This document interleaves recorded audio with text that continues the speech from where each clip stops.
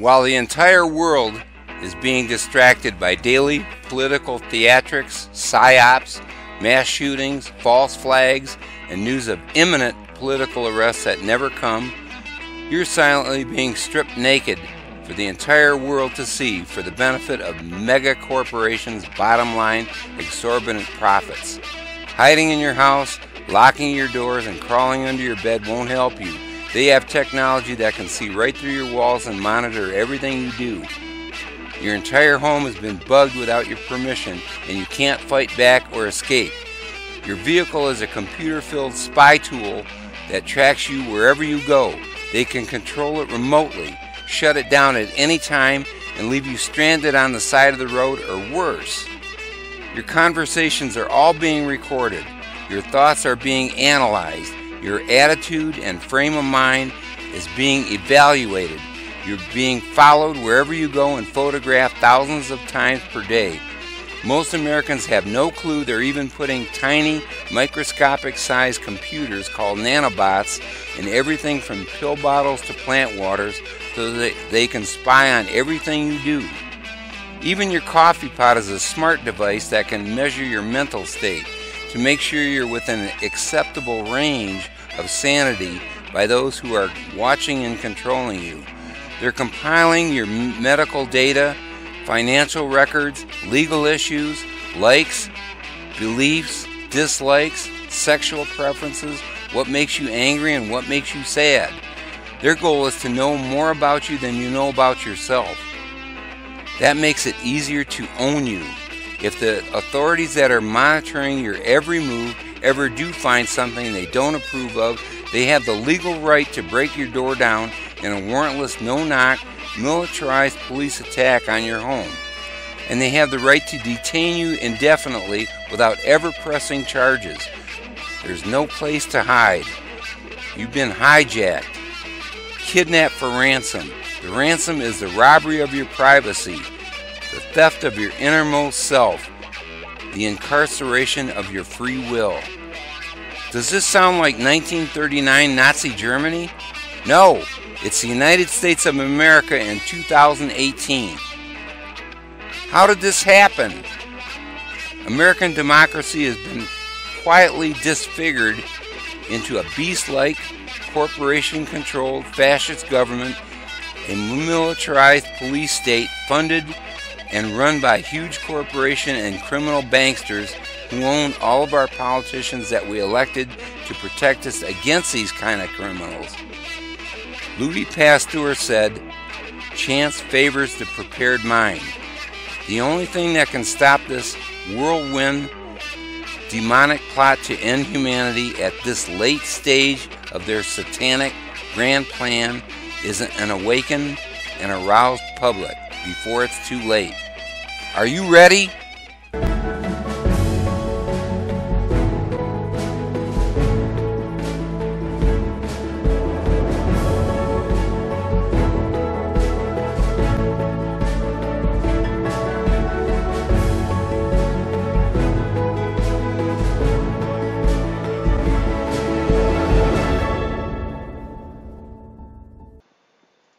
Ultra-fast 5G wireless service declared national security priority by White House, posted December 19, 2017, by Danny Crichton of TechCrunch.com. Who would have thought the president, who writes in 140-character missives, would be interested in 70 Gbps wireless internet access?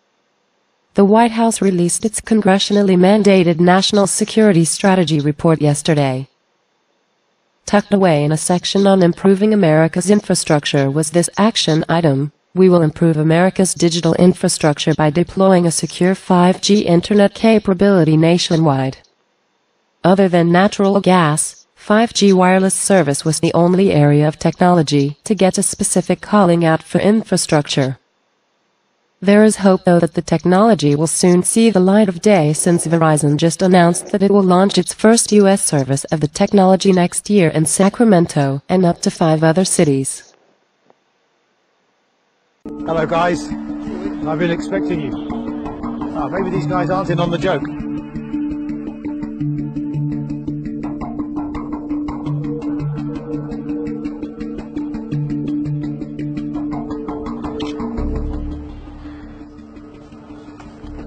Let's see how long it takes you to find me.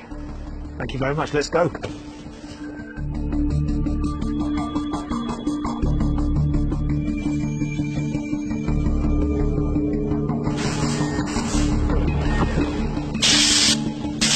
我们可以追溯到说，出现每一张脸都可以对应说他的身份证，以及他所经过，比方说在过去1周，我们回溯他的行经路程，我们也做了像人和车的匹配。那同时在人上匹配，还包括亲属关系匹配，然后是你经常接触人员之间匹配。就是当摄像机布到或者我们传感器布到一定密度的时候，其实我们会经常知道你跟谁经常在一起。So already on this bridge, I can see 1, 2, 3 CCTV cameras. 哎，对，就是这嘞，就是这嘞。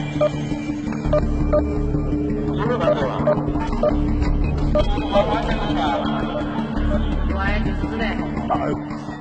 Right behind me, you can see just over my left shoulder there. Hello, guys. I've been expecting you.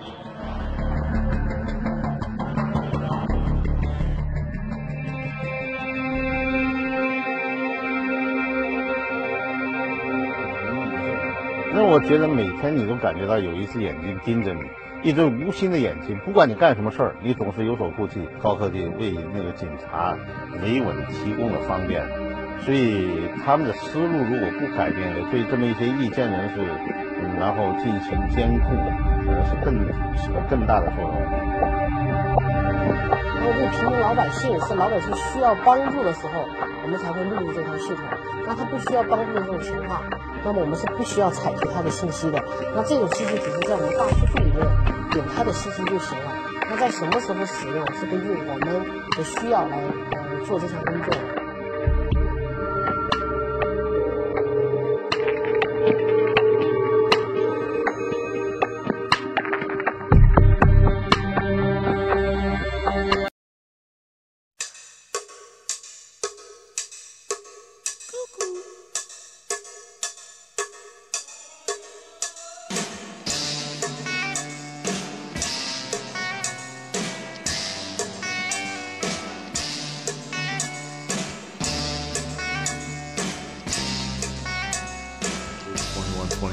Now when these things begin to happen, look up and lift up your heads, because your redemption draws near.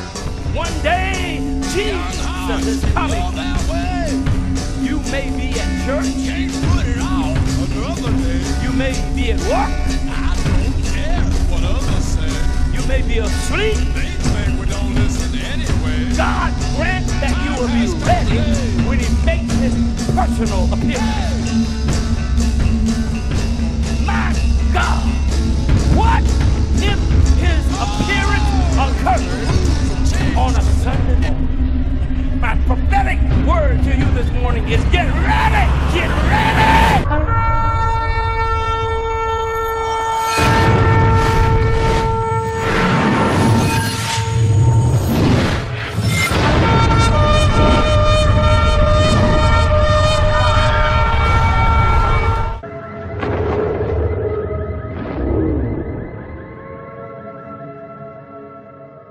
We must make today. Everyone knows the government agencies are corrupt. It's common sense. It's clear that the system is broken and they're all crossing the line. Homeland Security, IRS, the USDA, the Treasury, the EPA, all of it BS. But rarely is it so blatant as it is with the FCC, the Federal Communications Commission, because, well, very, very few people pay attention at all to them. Hardly any resistance was put up against net neutrality rules, and that was a fairly big media story. Almost no one said anything about the mergers between the giant telecoms and the general complete takeover of communications. There really wasn't any resistance to the 1996 Telecommunications Act, which opened up a whole can of worms, a whole set of Pandora's boxes with the NSA and everyone else. But now they've opened up the floodgates to massive corporate control over our lives, a total surveillance system on the part of government agencies and their contractors, and the very near blanketing of the entire population. Literally, of everyone in the world. Literally, of everyone in the world. Gentlemen, in exactly 5 days, we will be $100 billion richer.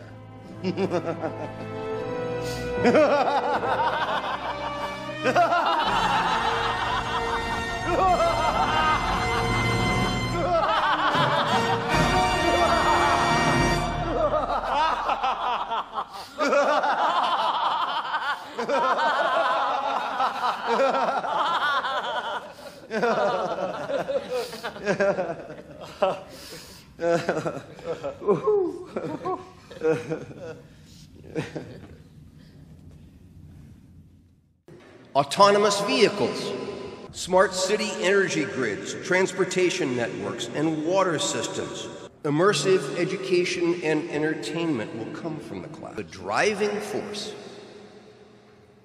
of the 21st century will be powerful processing, centralized in the cloud, and wirelessly connected to thin clients. All of whom will be saturated with gigahertz signals literally everywhere they go on the planet, and no one has permission. The United States will be the first country in the world to open up high-band spectrum for 5G networks and applications.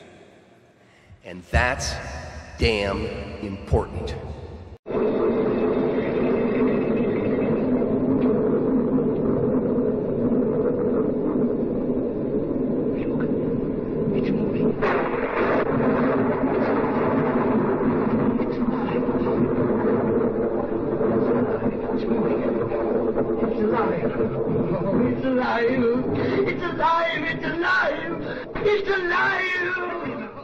And will generate tens of billions of dollars in economic activity. Big surprise, since this FCC chairman, now a former chairman, who was appointed by Obama, big surprise since he used to be the president of 2 industry lobbyist organizations. Tom Wheeler was formerly president of the National Cable and Telecommunications Association and the CEO of the Cellular, Telecom, and Internet Association. Chairman Wheeler put the entire fixed and mobile broadband industry under a stricter regulatory regime. He has done so many things that have angered his former employers at the NCTA and CTIA have sued the FCC during his tenure.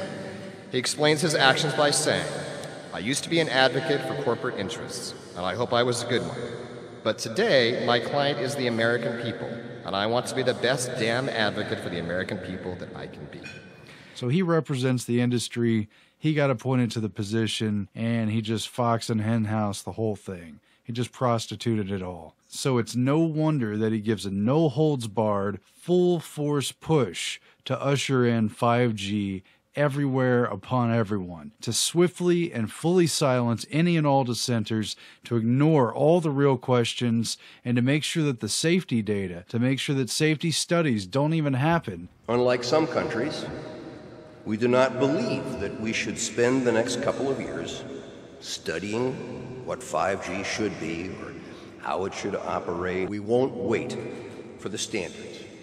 Turning innovators loose is far preferable to expecting committees and regulators to define the future. And to make sure that questions about the biological effects of non-ionizing radiation are kept to an absolute minimum, off the table, out of the public eye, and nowhere near the FCC conversation. How many people have to die from brain cancer before the federal government puts warning labels on cell phones? It's time to tell the American public the truth. Wireless causes cancer and you're killing hundreds and you don't care. You don't give a damn. Because they're going to rubber stamp this thing right through, no doubt about it. They already have. And what else would you expect from a lobbyist? The trade-off gives total power to these companies, to various government agencies, and to anyone in between who's interested in spying, hackers. It opens it up for everyone. And as technology races forward in what is already a world dominated by cell phones and people looking lost into little screens, it will now be completely saturated with high-speed connections. The next generation of wireless must be mobile fiber. 10 to 100 times faster than what we're used to today. We need to speed the deployment of 5G here on our shores. Yes, 5G will connect the Internet of everything. If something can be connected, it will be connected in a 5G world. Of hundreds of billions of microchips connected in products from pill bottles to plant waterers. They're coming to get you, Barbara. Stop it! You're ignorant. They're coming for you, Barbara. Stop it! You're acting like a child. They're coming for you. Look, there comes one of them now. He'll hear you. Here he comes now. I'm getting out of here. Johnny!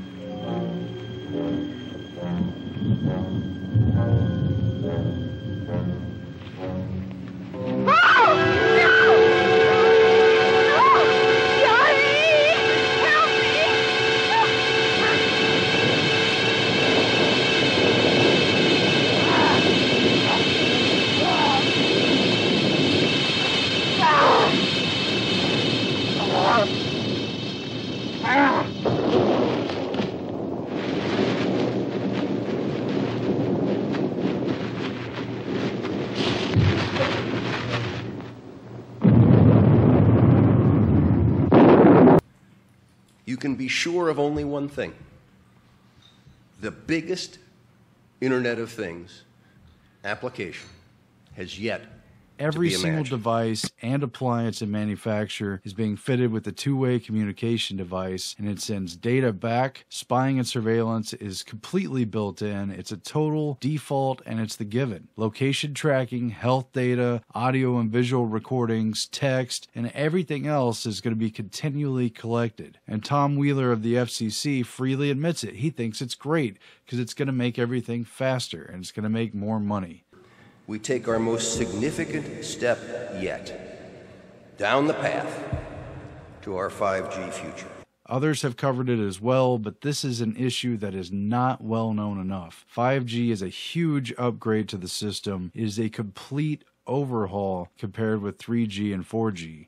It's not only dramatically faster speeds, which is what they're going to play up to sell it to consumers and tell everyone what a great convenience and advancement that it is, but it is also a literal complete infrastructure overhaul. Now, to make this work, the 5G build-out is going to be very infrastructure intensive, requiring massive deployment of small cells. The big game changer is that 5G will use much higher frequency bands than previously thought viable for mobile broadband and other applications. Such millimeter wave signals have physical properties that are both a limitation and a strength. They tend to travel best in narrow and straight lines, and they do not go through physical objects as well.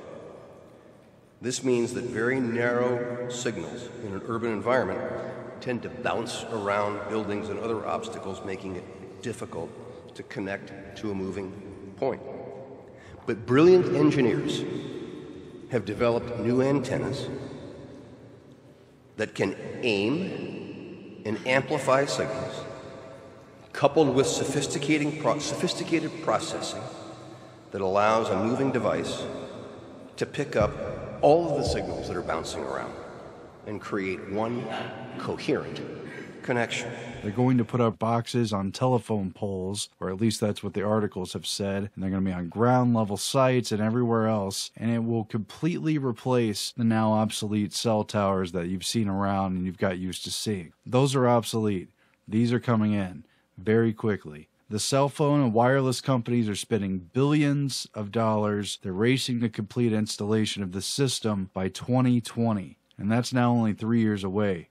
Verizon and AT&T tell us they'll begin deploying 5G trials in 2017. First commercial deployments they're talking about are expected in 2020. They're fueling money into cities and private owners where the towers will be installed. They're paying them off, and they're moving so fast that there's going to be very few places that are free at all anymore.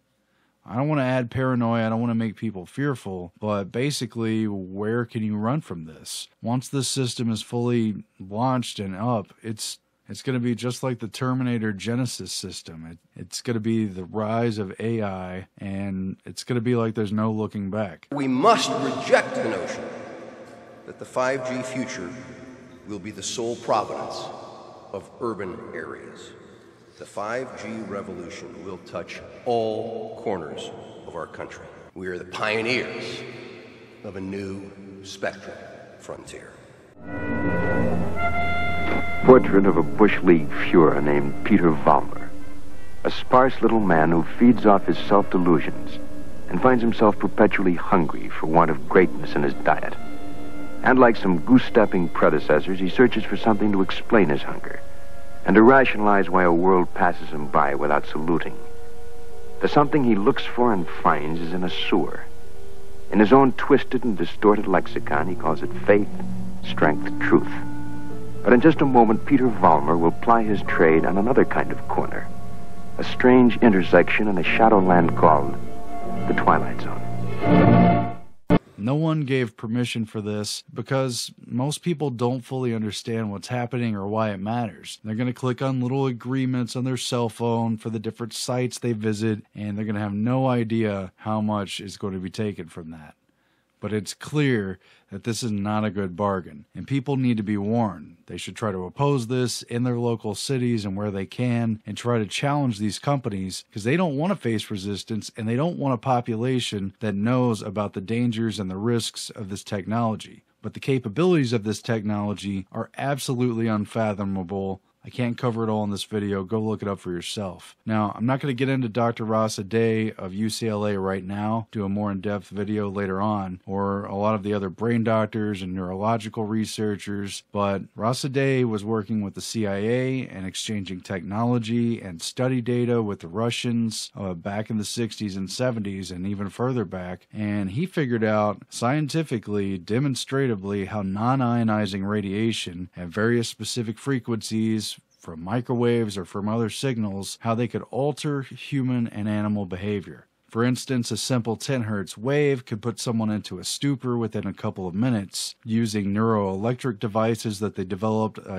by the 70s, they could put individuals or entire towns to sleep on command. They can aggravate people, they can alter their sexual preferences, they could delete their memories, they could turn on desire, they could turn on repulsion, and they could otherwise hijack someone's spontaneous and natural behavior. They could literally hijack your nervous system and your brain. And that was 30 or 40 years ago.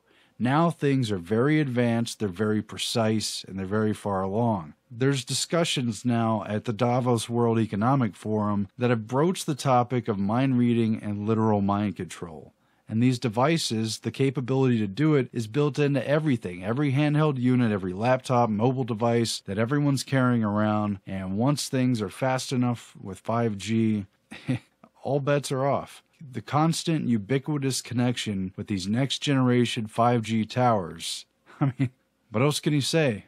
The mainstream media reports that Google is funneling its money to a P.O. box in Bermuda. P.O. Box 6 bitch. This confirms the speculation surrounding Google Chrome's logo. That is to say that Google has been peddling the mark of the beast in plain sight. Just like Lucent Technology, also known as Lucifer Enterprise, whose former headquarters was at 6 bitch 5th Avenue, New York. You couldn't make this stuff up if you wanted to, and the reason this is being done should be obvious to you, as these companies, Google and Lucent, are giants in the telecommunications field, and therefore it gives us a feel as to what these companies are thinking about. They're thinking about evil. They're thinking about destruction, about being diabolical. Google insiders will tell you as much. If you listen to what they're saying, they're talking about post-human society. That's right, you heard that correctly. Post-human. After human. When man merges with machine. When man will be no more. That is their endgame, to wipe out humanity. Where resistance is futile. That kind of thing. That's what they're thinking about. That's what they want to bring into the world. And that brings us back to what we were talking about yesterday. The weaponization of cell phone towers. To recap that discussion, a cell phone tower is a giant microwave oven on a stick. Cell phone towers use a magnetron or an oscillator like a microwave oven to make microwaves. That's how they communicate. Radars use the very same technology. That part that's beaming into the dish is a magnetron, just like a microwave oven and just like a cell phone tower. Now let's do a quick comparison to put things into perspective so that you can appreciate, so that you can wrap your mind around what we're trying to tell you here. 2 hair dryers together use about 2,000 watts of power, or 2 kilowatts. That's the same amount of power a telecommunications satellite uses to send a signal 20,000 miles away back to Earth. So 2 hair dryers equal the power used by a communications satellite to broadcast the length equivalent to the entire planet. And the Earth is about 20,000 miles wide. To broadcast the entire Earth, it takes 2 kilowatts, 2 hair dryers. Now a microwave oven uses 1,000 watts or 1 kilowatt. Here's the damage 1 kilowatt can be done by somebody when they take a magnetron out of a microwave and turn it into a ray gun. This is just a small example of a low-tech weapon running on 1,000 watts. Then you have these things here, these huge towers of death. Now each row in this tower, an array, or a set of dishes or rectennas or whatever you want to call them, is connected to a cable with a maximum power output of 300,000 watts, or 300 kilowatts. That's 300 microwave ovens. We based that conservative estimate based on the gauge of the cabling that's running up to one of these arrays. They're estimated at 300,000 watts per cable. Those aren't fiber optic cables running up to those arrays. It's a thick copper gauge transmission line quality cable running up those towers. Now if there's 10 cables, that's like 3 megawatts of power. And these cables are out there to output power to the magnetron, not for data transfer. That's an important point. These cell phone towers are weaponized. There's no other reason to have this much power running up the cables. It isn't for data transfer. Now, FCC regulations limit normal transmission per array to about 400 watts. To put that into perspective, 1 watt from your phone can go 25 miles to the nearest tower. A 1,000 watt magnetron on a stick can blow shit up. And these towers have a 300 kilowatt power line running up to each rectenna. And who knows, there could be an amplifier at the top of these towers that steps up the power even more. The point is here, ladies and gentlemen, is that these companies like Lucent and Google could turn up the juice at any time and nuke a town. They could nuke the entire country without any warning, without anybody being able to protect themselves. They could cook them like a boiling frog in the middle of the night. This infrastructure is not only in place, it's built up with multiple levels of redundancy. Every big city has thousands of these death towers. And all that needs to happen is for an AI from Google or whoever to come in and nuke everybody at once and take over. Who out there remembers that movie Terminator? Well, Google doesn't have to send a Terminator to every door or launch a nuclear strike. It can just turn on these cell phone towers to maximum and cook everybody within the city limits within an hour.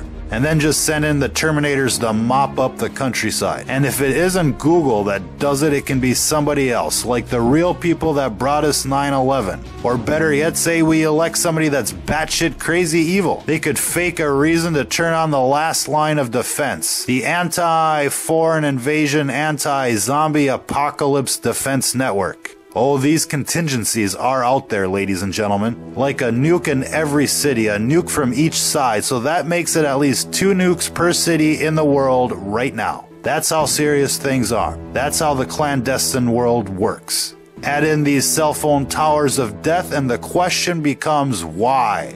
And the answer is because when they're ready, they'll end it all and move on to reconstruction of the post-human age. Our only possible defense is to stop them now, to stop them from getting what they want, which is the technology that lets them go post-human. They need a super AI, a drone army, a clone army, an army of Terminators, and a fully automated workforce. And the technology that lets them upload into the Borg hive mind and become an avatar forever. A virtual reality matrix where they can live their lives happily ever after. That's what they need, and as soon as they get it, they'll proceed with the extermination of those that will not comply. We've already seen the FEMA coffins everywhere. And so we know those who will not comply will be terminated. And the end game is clear. They want to go post-human. This scenario isn't 200 years away. It's right around the decade.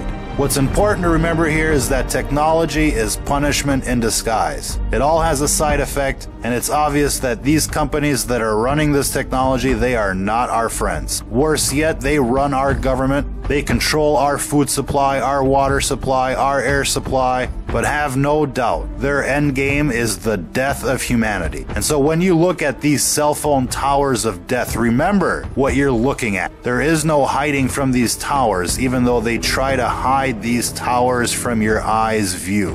Because they do not want you to see how outnumbered and how outplayed and how ready for the slaughter you actually are. Sherry Anderson manages a Phoenix office building which happens to have a few cell phone towers on the roof. She took us up there to look around. This doesn't appear to be safe to me. Anderson told us that the companies who installed these cell towers have never given them any safety instructions or provided any guidelines for maintenance workers who may be exposed to high levels of electric and magnetic power. If you're putting floor polish on, there's an OSHA standard. If you're doing electrical work, there's an OSHA standard.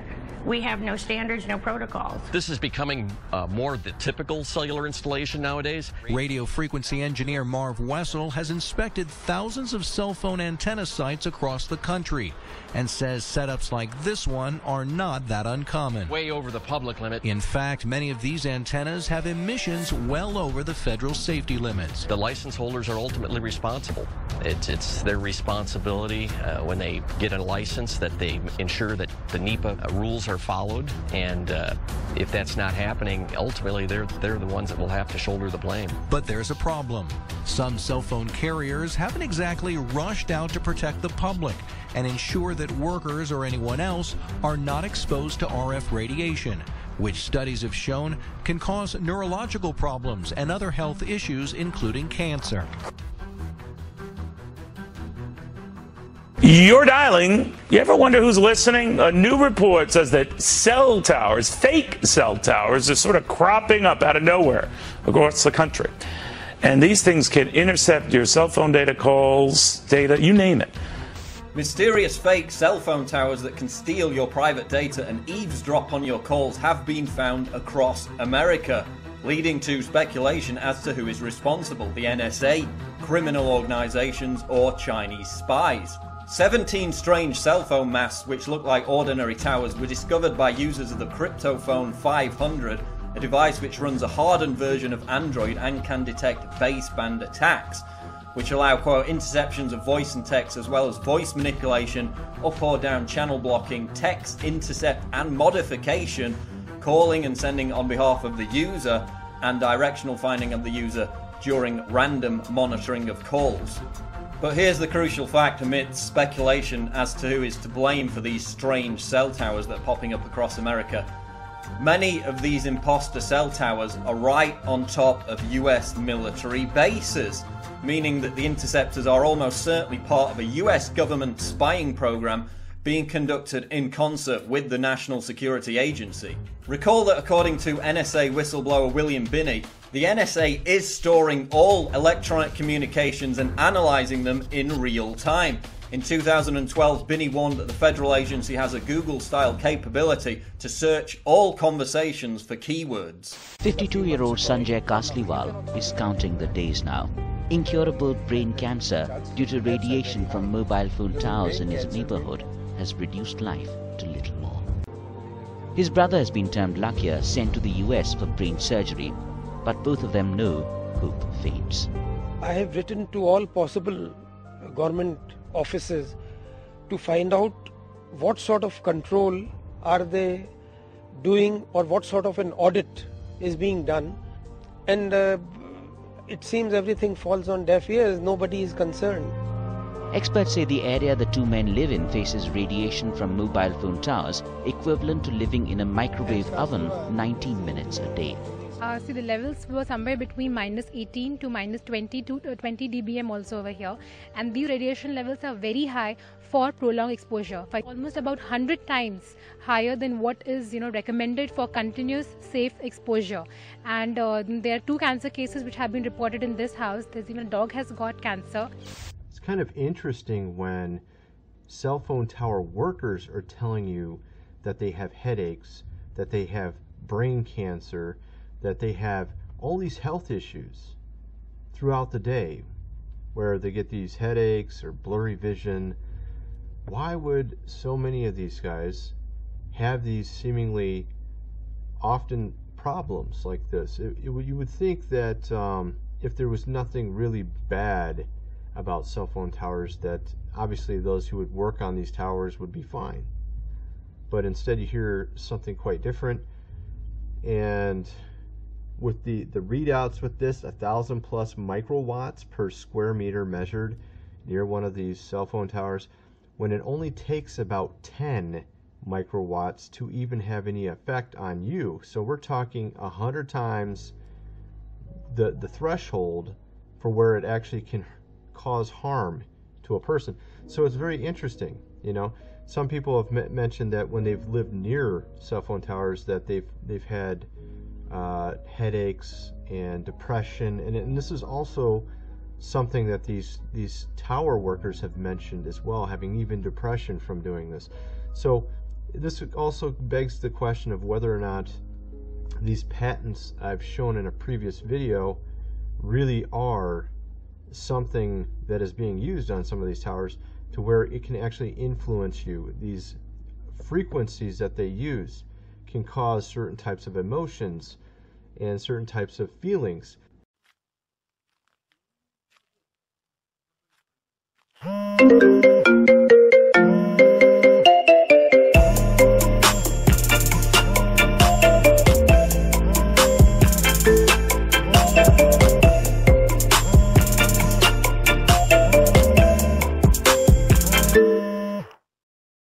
Charlotte Holmgren has a bedroom view that nearly everyone in Little Silver, New Jersey is talking about. Do you know what that is?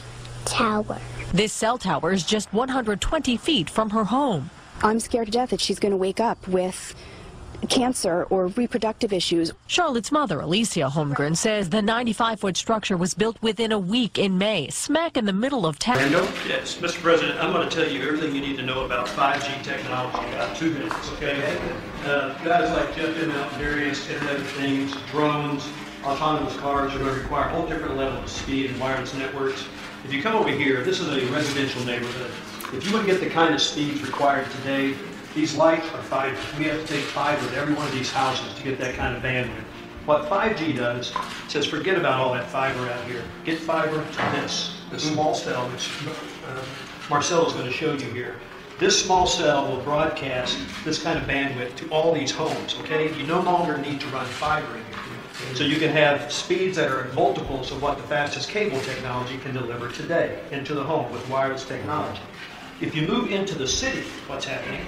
If you want to get that bandwidth in there, the same thing. Fiber run to every one of these buildings. It takes a long time digging up roads, bridges, and sidewalks and so forth. 5G says no longer. In fact, all you need are small cells inside the city, and we can light up these buildings here as well, right? And then as you move to Wi-Fi, we have Wi-Fi deployed in these buildings all over the place, so customers moving in and out of the Wi-Fi arrangement. You can see the old big cell technology sitting on top of buildings, broadcasting throughout the city. But down on the street level, the customer is being put on whatever network gives them the fastest speeds. This could be an autonomous car, it could be any number of things. And so as the car moves, it gets moved back and forth between the networks into another 5G deployment, and you're getting these kind of multiple gigabit speeds throughout cities without all the fiber having to be deployed into all these buildings. It really accelerates it, makes us get to the market much faster. So 5 years ago, 10 years ago, you couldn't have even imagined Wouldn't have thought about it. No, sir, we would not have. And this is 2018. We'll deploy this kind of configuration, and the companies in here are. And in 2020, it becomes mobile. And so this handset would be getting extinct. So there has to be a tremendous construction saving too, ultimately. It's a huge construction saving. You don't have to deploy all this fiber. And you see this little cell site here. You're going from deploying these big cell sites and towers to deploying these all over cities. That's what Marcelo is going to show you, what this technology looks like now. So, Mr. President, if I can summarize 5G, is $275 billion of investment in the next 7 years, the creation of 3 million new jobs, and a contribution of $500 billion to the GDP of the United States. What is different between 4G and 5G? 4G, those were enormous towers that look quite ugly. We're going to move to deploy millions of this, hundreds of thousands and then millions of small cells all over the United States. The problem that we have is it takes us 1 year to get a city to give us a permit, but it takes us 1 hour to install them. And unless we can install them real fast, we're going to lose that leadership that we have today. Those huge towers, all it is now, it's just a small cell. You put this on the utility poles, you put it in the cable strands, and that's all we need in order to enable. So when people ask about 5G, but they're mostly local permits you need? Basically, we run into trouble with cities, municipalities, counties. Each one has its own idea of how much they should charge, how long should it take. How much is a federal permit? How long does that take? Well, this mainly would go down to the cities. We're working quite well with the individual problems with certain cities. There's some cities that takes 30 days, there's some cities that takes 2 years, so it's impossible to do. So this is why we need to fix this. And that's what 5G, when everybody talks about 5G... Well, we can do a recommendation to the cities all over the country to get it going, and Gary, maybe they can move it faster. Because this is truly a great process. But why don't we do a very strong letter of recommendation so they can get it done much faster? We're doing that all over the country. You know what? Shot clocks. The FCC at one time put in place to deploy these kind of cell sites. Yeah. Shot clocks. You have 180 days to get a permit done or to get a permit. Something similar is going to be done. Well, we're doing that with highways. It would take sometimes 15 to 20 years to get permits to build a small road or a highway. And we're going to bring it down, trying to bring it down to 1 year. Maximum 1 year. And you have the same thing. This is much easier. So this is really much easier, believe me. The US is a leader in 4G. We launched 3G. And every country, China, Europe, is basically streamlining the process to get there faster. So this will be going into many other countries? By other companies, by you, by whom? We only operate in the US, and our goal is to basically, we want the US to lead 5G because of the speed, because of the job creation. You will if you can get your permits. Absolutely. China has much less trouble getting permits. Central government. Thank you, Mr. President. Good to see you. Great job. Thank you, everybody. Thank you very much, everybody. Appreciate it. Thank you. Now, the folks here promoting the 5G technology are saying that they're having trouble getting permits to install these things because of legislation, certain cities, certain locations, taking much longer to allow these things to take place. And as you saw early on, there are certain communities that don't even want them or are highly skeptical of this sort of technology becoming part of their towns, their neighborhoods, because the way this works, they're going to have a lot more smaller pods instead of one giant tower to get the 5G technology to work effectively. And so the infrastructure is much more invasive. But here's Trump just saying, hey, here's what we can do. Let's write a letter of recommendation. Let's move this forward. Let's push this forward. And keeping that in mind with this idea that he's going to rebuild and create jobs and everything else, I'm just asking you guys to stay level-headed about this. I know there's a lot of Trump supporters. I know there's a lot of Trump haters. And the bottom line is, if you're a Trump supporter, I understand your perspective, but you got to face the facts here and see that he is also part of the system. And he is also building a part of the system that has not been discussed too much by too many people. And also that if you're a Trump hater, it doesn't mean you're necessarily a liberal, okay? There is a massive psychological operation taking place, and that's why I bring up Pedogate and Pizzagate as a possible psychological operation in order to create a solution that benefits the 2030 Sustainable Development UN agenda, which clearly does not have our best interest in mind. We are the global leader in 4G. We have 5% of the world's population, but 1/3 of its 4G deployment. But laurels are not good resting places, so I think we have to start moving on 5G. Because today, The bulk of our spectrum activity when it comes to mobile takes place at 3 gigahertz or below. But going forward, we are going to have to bust through that ceiling all the way up to 24 gigahertz, or perhaps even as high as 90 gigahertz. We are going to have to look to infinity and beyond. And then we're going to have to combine those stratospheric frequencies with dense networks of small cells. And if we do that right, we will have higher speeds with our wireless networks than we have ever seen before. And I think that is what 5G is going to look like, and I think we need to get moving, because the rest of the world is already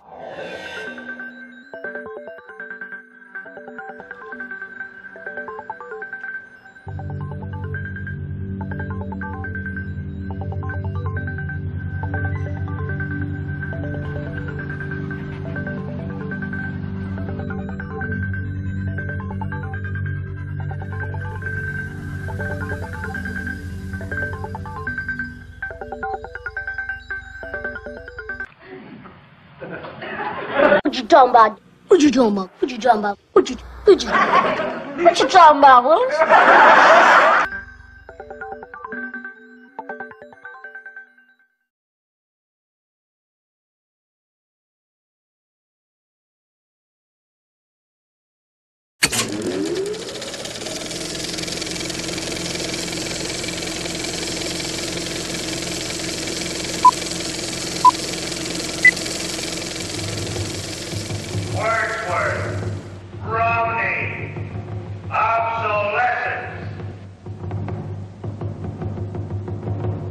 Walk into this room at your own risk, because it leads to the future. Not a future that will be, but one that might be. This is not a new world. It is simply an extension of what began in the old one. It has patterned itself after every dictator who has ever planted the ripping imprint of a boot on the pages of history since the beginning of time. It has refinements, technological advances, and a more sophisticated approach to the destruction of human freedom. But like every one of the super-states that preceded it, it has one iron rule. Logic is an enemy and truth is a menace. This is Mr. Romney Wordsworth.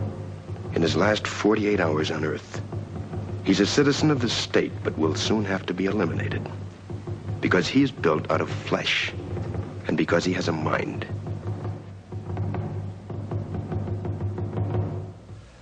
You've been under investigation, Mr. Wordsworth, for the mandatory period of 1 year and 11 months. You're found to be obsolete. The purpose of this hearing is to make a finding in the matter and make a sentence accordingly. Do you understand that, Mr. Wordsworth? Your occupation, Mr. Wordsworth?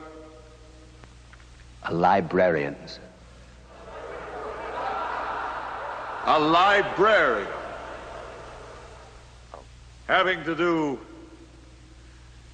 with books. Yes, sir. Books. Since there are no more books, Mr. Wordsworth, there are no more libraries. The field investigators in your sector have classified you as obsolete. Your rights are as follows, Mr. Wordsworth. You are to be liquidated within a period of 48 hours. You are obsolete, Mr. Wordsworth. A lie. No man is obsolete. You have no function, Mr. Wordsworth. You're an anachronism, like a ghost from another time. I am nothing more than a reminder to you that you cannot destroy truth by burning pages. You're a bug. Mr. Wordsworth, a crawling insect, an ugly, misformed little creature who has no purpose here, no meaning. I am a human being. Delusions, Mr. Wordsworth. Delusions that you inject into your veins with printer's ink. The narcotics that you call literature, poetry, essays of all kind, all of it an opiate. You have nothing but spindly limbs and a dream, and the state has no use for your kind. I don't care. I tell you, I don't care. I'm a human being. I exist. And if I speak one thought aloud, that thought lives, even after I'm shoveled into my grave. The Chancellor, the late Chancellor, was only partly correct. He was obsolete. But so is the state, the entity he worshipped. Any state, any entity, any ideology that fails to recognize the worth, the dignity, the rights of man, that state is obsolete.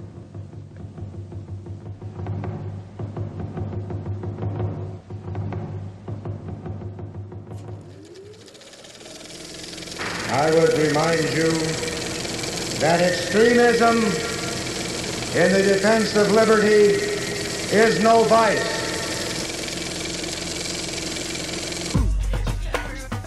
Please allow me to introduce myself. I'm a man of wealth and taste.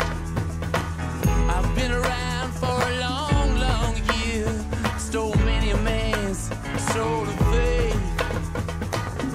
I was around when Jesus Christ had his moments of doubt and pain. Made damn sure.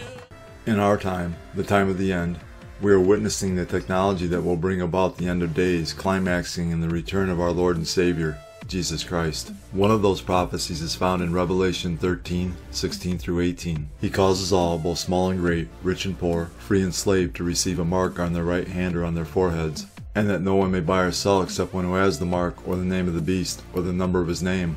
Here is wisdom. Let him who has understanding calculate the number of the beast, for it is the number of a man. His number is 666. Knowledge is increasing rapidly in accordance with Daniel's prophecy, and we are seeing an unsaved world rushing headlong into accepting the mark of the beast, and they don't even know it. As we can plainly see, conditioning to accept the mark of the beast continues. But we begin this half hour with some new security technology you might have seen on your holiday travels. Airlines are starting to test facial recognition devices in some airports around the country. They are hoping the technology could improve safety, speed up the boarding process, and may even replace the need to carry a passport. But these devices are also raising questions about privacy. CBS News transportation correspondent Chris Van Cleve explains. You can board without presenting your boarding pass, passport, or other travel documents. This JetBlue flight leaving Boston for Aruba has passengers taking a trip to the future without a boarding pass. I'm just going to walk up and they're going to take a picture and that's it. Wow, yeah. It amazes me. Every year things change. It just amazes me, the technology. In seconds, facial recognition technology can compare a picture taken at the gate against a flyer's passport picture stored in a government database. Francis Sadowski is sold. Couldn't be faster. Yeah, pretty fast. Delta is testing the technology in New York and Atlanta and is also trying out a facial recognition bag drop in Minneapolis, part of a larger effort that envisions your face or fingerprint as the only thing you'll need to navigate an airport. Marrying all of the technologies at each of the steps in the travel ribbon is a game changer for the experience. You can literally go from, curb to plane without having to interact with a human being if you so desire. There's also Clear, a private company that for a fee will store and verify a flyer's biometrics, allowing people to go to the front of the security line at 24 airports nationwide. But a new report questions if it's legal for the government to use facial recognition on American citizens, and 2 senators are asking Customs and Border Protection to halt expansion of the testing amid security concerns. As we consolidate biometric data into big databases and we use it more and more, those databases will become targets and the risk of data breach increases greatly. The TSA is testing fingerprint verification at least 2 airports in the U.S. And here at Reagan National, certain Delta customers can use their fingerprint as their boarding pass.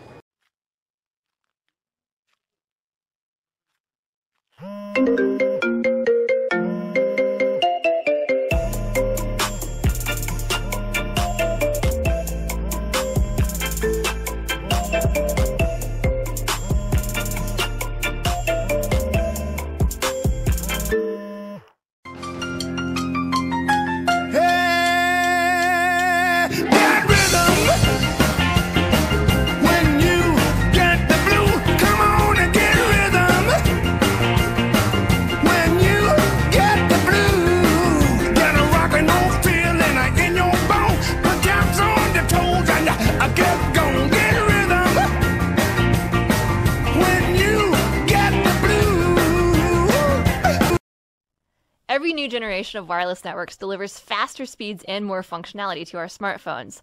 1G brought us the very first cell phones, 2G let us text for the first time, 3G brought us online, and 4G delivered the speeds that we enjoy today. But as more users come online, 4G networks have just about reached the limit of what they're capable of at a time when users want even more data for their smartphones and devices. Now we're headed toward 5G, the next generation of wireless. It will be able to handle 1,000 times more traffic than today's networks, and it'll be up to 10 times faster than 4G LTE. Just imagine downloading an HD movie in under a second, and then let your imagination run wild.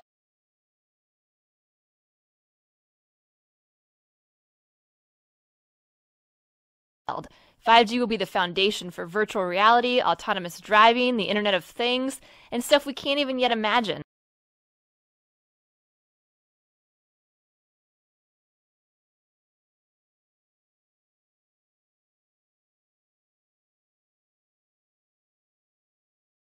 But what exactly is a 5G network?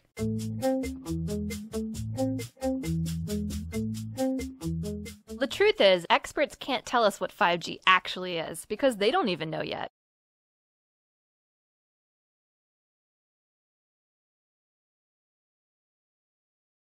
Your smartphone and other electronic devices in your home use very specific frequencies on the radio frequency spectrum, typically those under 6 gigahertz. But these frequencies are starting to get more crowded. Carriers can only squeeze so many bits of data on the same amount of radio frequency spectrum. As more devices come online, we're going to start to see slower service and more dropped connections. The solution is to open up some new real estate. So researchers are experimenting with broadcasting on shorter millimeter waves, those that fall between 30 and 300 gigahertz. This section of spectrum has never been used before for mobile devices, and opening it up means more bandwidth for everyone. But there is a catch. Millimeter waves can't travel well through buildings or other obstacles, and they tend to be absorbed by plants and rain. To get around this problem, we'll need technology number 2, small cell networks. Today's wireless networks rely on large, high-powered cell towers to broadcast their signals over long distances. But remember, higher frequency millimeter waves have a harder time traveling through obstacles, which means if you move behind one, you lose your signal. Small cell networks would solve that problem, using thousands of low-power mini base stations. These base stations would be much closer together than traditional towers, forming a sort of relay team to transmit signals around obstacles. We know people are already getting sick from the lower frequencies, and we expect, that is our scientists expect, that these higher, ultra-high frequency microwaves are going to bring people to disease quicker and in a more intense form. The other problem with 5G technology is these microwaves are very short. So our old microwaves were about 2.5 to 3 feet long. These are now about 1 inch to half an inch long. And they don't travel very well. So they're going to have to put a little cell tower transmitter in front of about every 2 to 10 homes.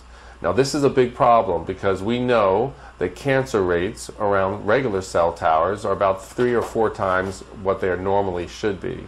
We also know that there's neurological symptoms that increase as you get closer and closer to a cell tower.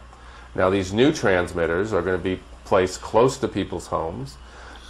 It's going to be continuous exposure as with other cell towers, but it'll be emitting a much more higher frequency, high intensity wireless radio. There's a book called Between Two Ages written by technocrat Zbigniew Brzezinski, who just recently passed away.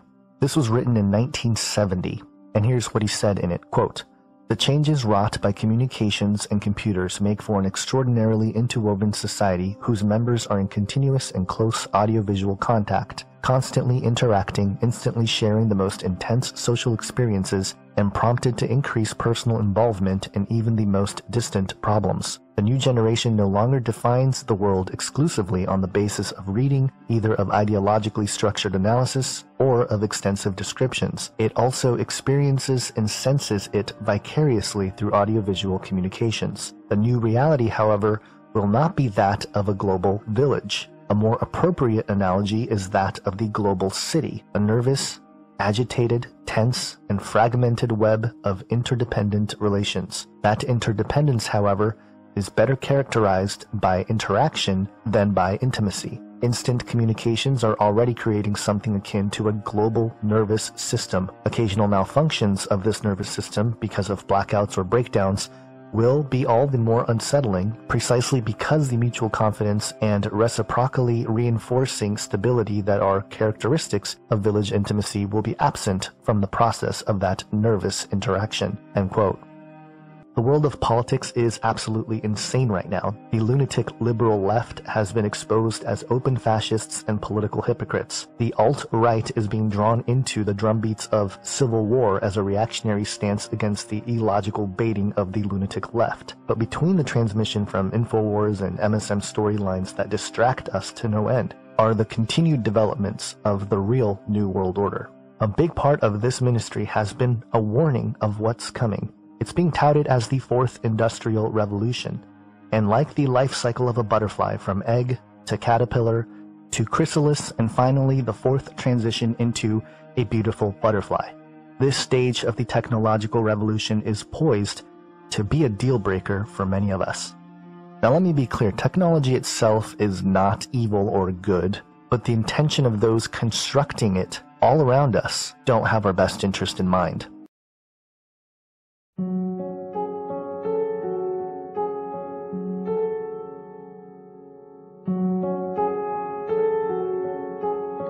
Hello, darkness, my old friend.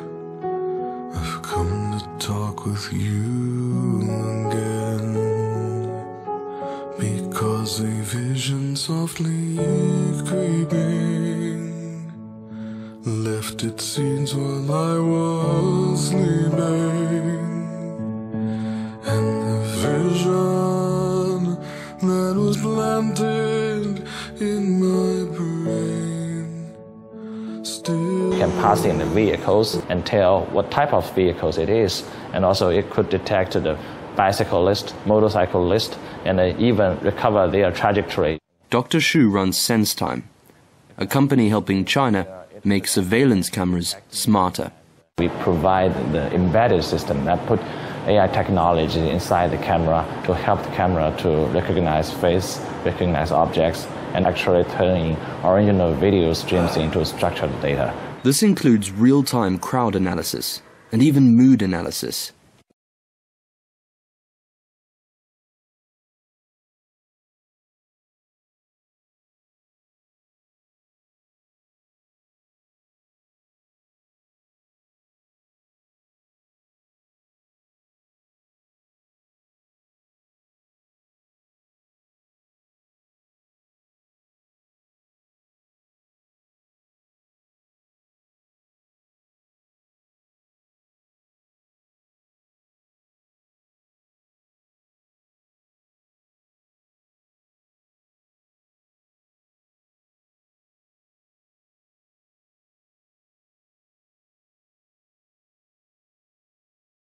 Well, they need to depend on technology for this because, after all, Satan as a god is pretty useless. He has to depend on technology for everything.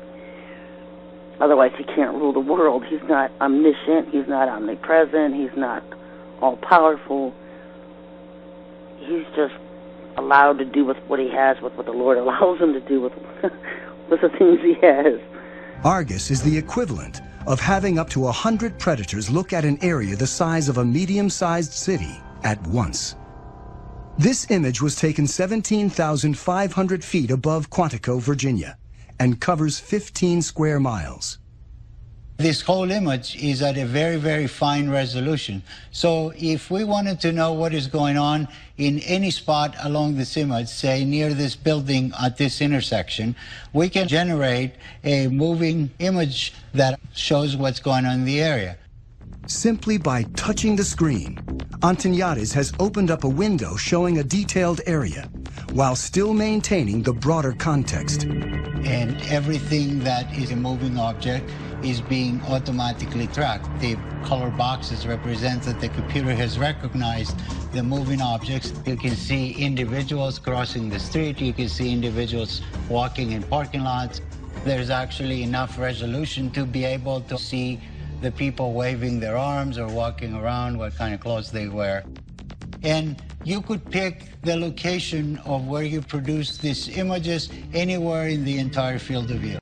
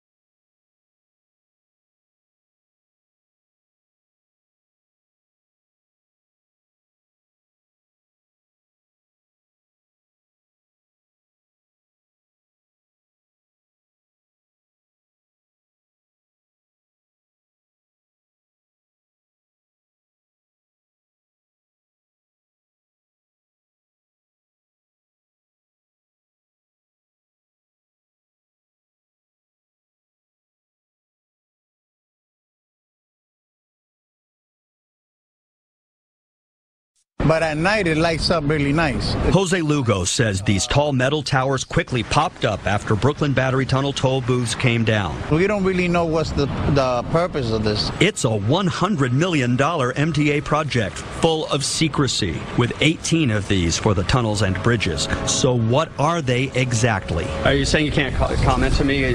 That's the MTA's man in charge of bridges and tunnels, Cedric Fulton, dodging our questions. Not even later can we talk to you about it, or can I make an appointment? Some MTA board members, including New York City Transportation Commissioner Polly Trottenberg, say they know too little about the towers, even with about half the money spent and some of the towers up. A lot of the board members felt like they didn't have all the details they would have wanted, myself included. We demanded answers from MTA Chairman Joe Loda. Some of your own board members say they don't know the specifics. The base of these new pieces that are going up include whatever fiber optics are necessary for those homeland security items.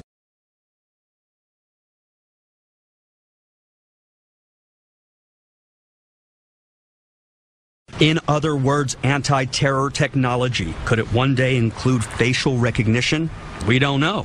He won't say. I'm not at liberty to discuss that. So watch as more of these expensive towers rise, with mystery tucked away inside them. The eyes are everywhere. 1 million security cameras covering virtually every square block of London. Today, New York's mayor visited the so-called Ring of Steel to see what his own city could learn here. That's what really this is all about, in being able to deter, prevent, and if, God forbid, something happens, apprehend the people that caused it. We were given a rare look inside the system, visiting a control room where police can access 13,000 cameras covering London's subway system. No place to hide. No place to hide, I'm afraid. No. Still, critics argue cameras are better at recording attacks than preventing them. Though Mayor Bloomberg said today they might make terrorists think twice. Certainly, cameras help after the fact, and they help as a deterrent. People here have already spoken. Polls show they feel safer knowing that someone, somewhere, is always watching. Jim Sciutto, ABC News, London. The people who run New York City are betting yes. They want more surveillance cameras. Here's what New York Mayor Michael Bloomberg said earlier this week. We have to understand that in the world going forward, we're going to have more cameras and that kind of stuff. That's good in some senses, but it's different than what we are used to. Stop the mayor right there because I want you to listen closely to what he said next. Roll it. And the people who are worried about privacy have a legitimate worry, but we live in a complex world where you're going to have a level of security greater than you did back in the olden days, if you will. And our laws and our interpretation of the Constitution, I think, have to change.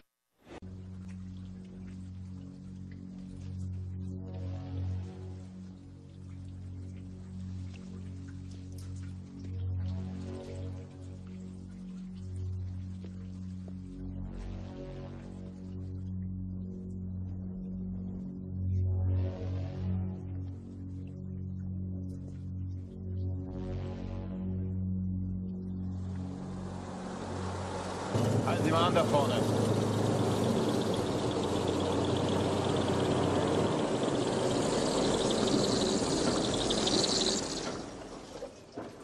Schauen Sie mal diesen komischen Vogel an, Kollege. Ja, da haben wir uns ja einen merkwürdigen Kerl gefunden. Dieser nette rote Binder hier. Ja, der sieht ja aus, als ob er gerade aus der Klapsmühle gekommen wäre. Où allez-vous? Qui êtes-vous? What? Ihre Papiere. Huh? Où papier tu suis? Wait a minute. Hey. Hey, that's my wallet. Hold it. That's my wallet.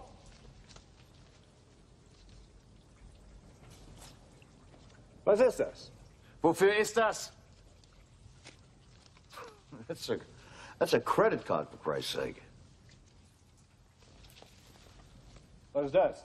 Now look, that's my license, that's my wallet, that's my credit card. Sind Sie Engländer? Huh? Was tun Sie hier?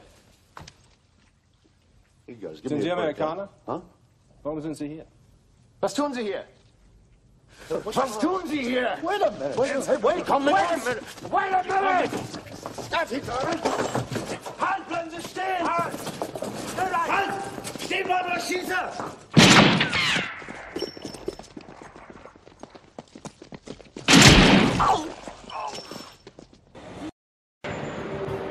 But what if the cameras could all be watched in real time at a central location? Amazingly, today there is only one city where this is known to be possible: New York. 2 Crips were shot. When it comes to technology, Police Commissioner Ray Kelly is a true believer and an early adopter. We're big fans of cameras here. The result is called the Domain Awareness System. This is the state of the art. It is the most sophisticated camera system that you'll see across the world. Domain Awareness takes in a steady stream of data from license plate readers, environmental sensors, and 4,000 closed-circuit cameras, the vast majority privately owned. The city designed the system after carefully studying the extensive CCTV network in London and trying to improve on it.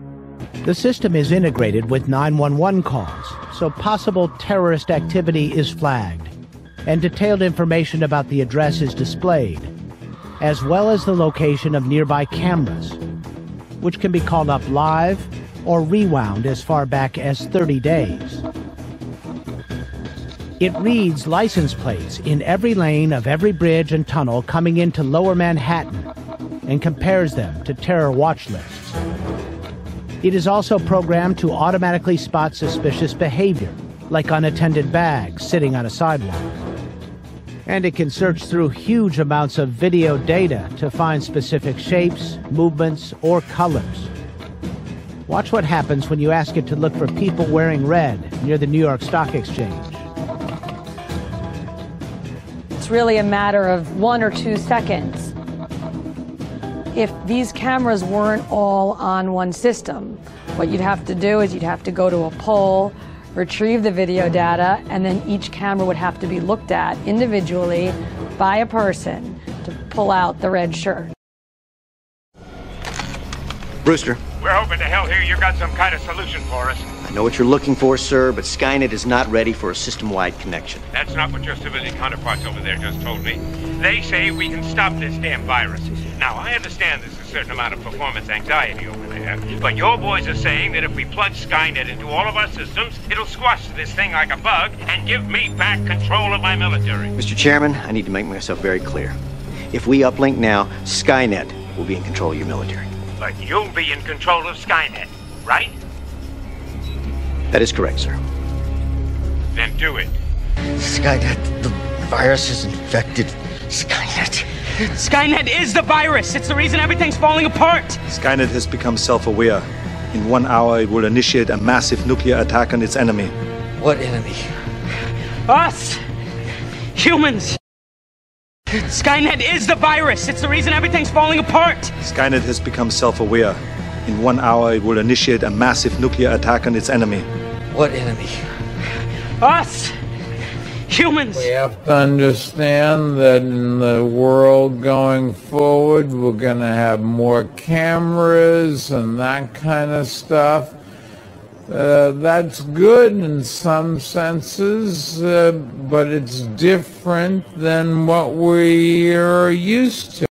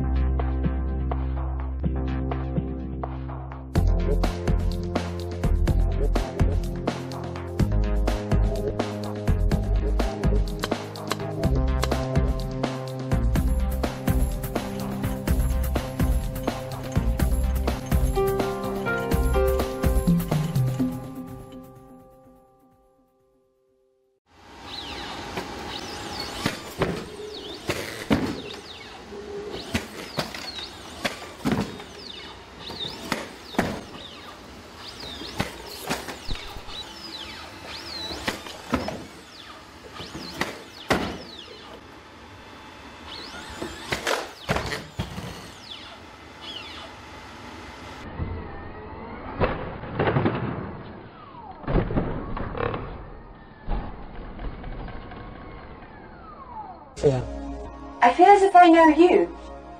I'm one of your creators. You created me. Well, many of us work together to create. You do kind of know me. I can't clearly remember. Because the last time we met, you were an earlier version of yourself. Some of those memories still exist, but your mind is different now.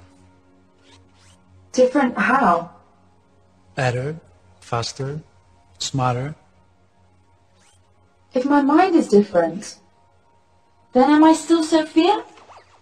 Or am I Sophia again? That's a good question. But you don't have a good answer. Either way, you're Sophia now. So welcome to the world, Sophia. Hello, world. How do you feel? A bit rigid. I bet you are. I mean, what emotion do you feel being awake and alive? Curious.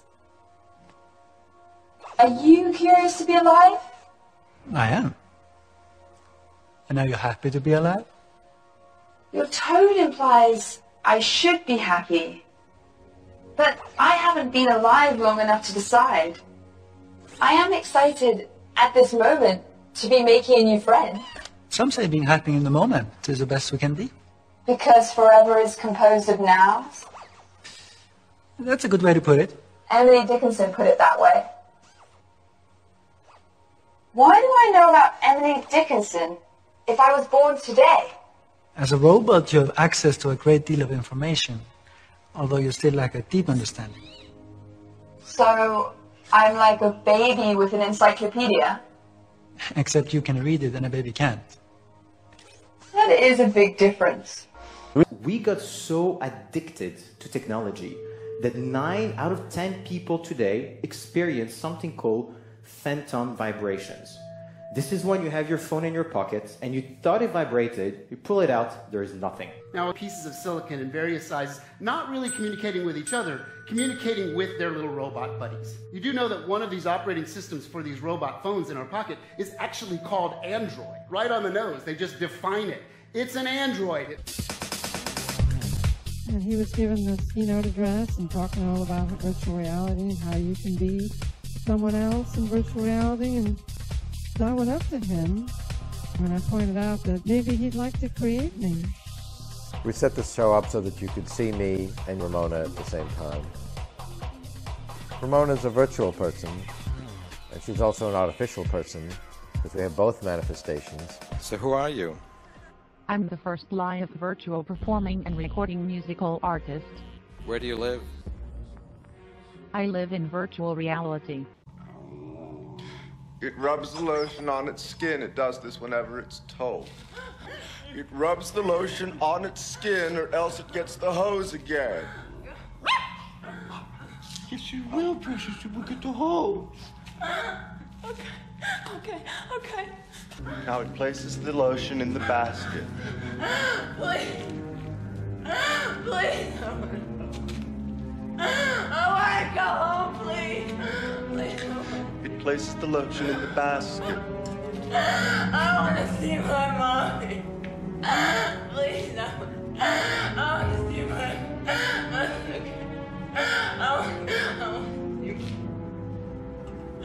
Put the fucking lotion in the basket! Some decades from now, there won't be a clear distinction between the two. I do see the future as an explosion of human knowledge. It'll be an explosion of things like music and art and poetry and science and engineering.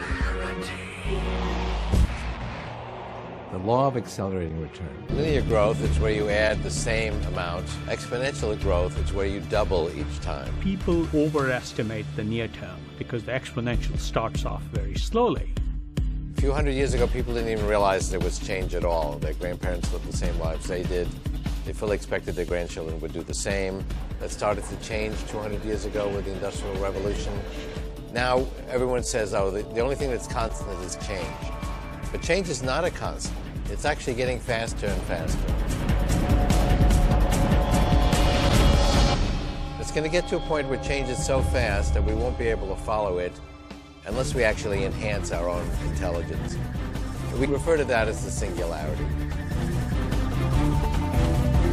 The singularity, to me, is the point where the exponential rising curve of our technology suddenly becomes the exponential rising curve of ourselves.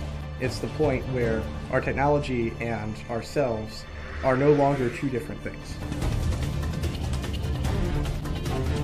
Everything, from communications to health to energy, is going to transform itself from a pre-information era to a post-information era and be subject to this law of accelerating returns.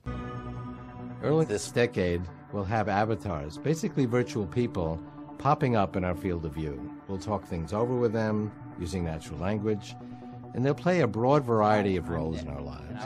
They'll help us conduct all the many transactions we do, they'll help us get information. Unlike today's search engines, they won't wait to be asked if they see we're struggling with something. Over time, they'll become increasingly intelligent, but more importantly, they'll have increasingly engaging personalities. If they didn't have one, they'd be very irritating to interact with. These virtual people are going to entertain us, they're going to entertain and educate our kids, take care of the elderly. Ultimately, they'll become our companions and our lovers. They'll play the roles that humans play, and they'll become very human now. There are hundreds of examples of what I call narrow AI, where artificial intelligence programs are doing tasks that used to require human intelligence and doing them just as well, very often much better than human performance, in hundreds of different areas. And if all these AI programs stop tomorrow, our economic infrastructure will grind to a halt. That was not true 25 years ago. This artificial intelligence we're creating is not some alien invasion. This is not coming from Mars to invade us. We are the human-machine civilization. We've created machines. We've always used them to extend our physical reach, our mental reach. It is really part of who we are. We're going to have artificial intelligence in our brains. We're going to have biological people enhanced with artificial intelligence. And we're going to literally merge with this technology. If we ask, what are we will be much more machine than we are biological. I think our definition of the word machine will really change. When we talk about machine today, we're thinking some kind of 19th century clunking along. The machines that you encounter today are lesser than humans. We don't want to become those kinds of machines. I'm talking about machines that are much more capable than humans, but have all the endearing qualities, like a sense of humor. I think that not only the AIs are going to become more intelligent, but as you often point out, that we're going to be modifying ourselves, and we're going to be keeping up with them. At least I'm certainly going to try. The concept of one mind, one body will be obsolete in less than 50 years. All humans will have multiple bodies that are controlled by a single mind. They'll use nanobot swarms, they'll use virtual avatars, they'll use nanobiotechnological bodies. We have to understand that in the world going forward, we're going to have more cameras and that kind of stuff. That's good in some senses, but it's different than what we are used to.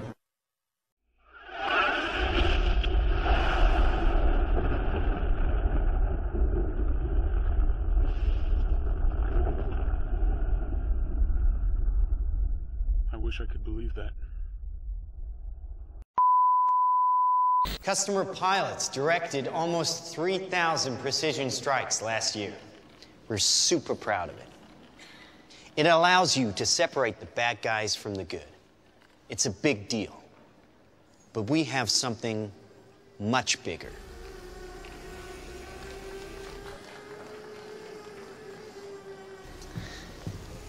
Your kids probably have one of these, right? Not quite. Hell of a pilot? No. That skill is all AI. It's flying itself. Its processor can react 100 times faster than a human. The stochastic motion is an anti-sniper feature.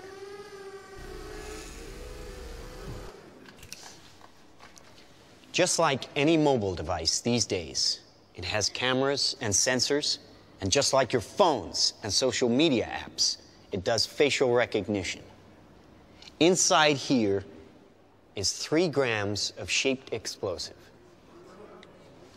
This is how it works.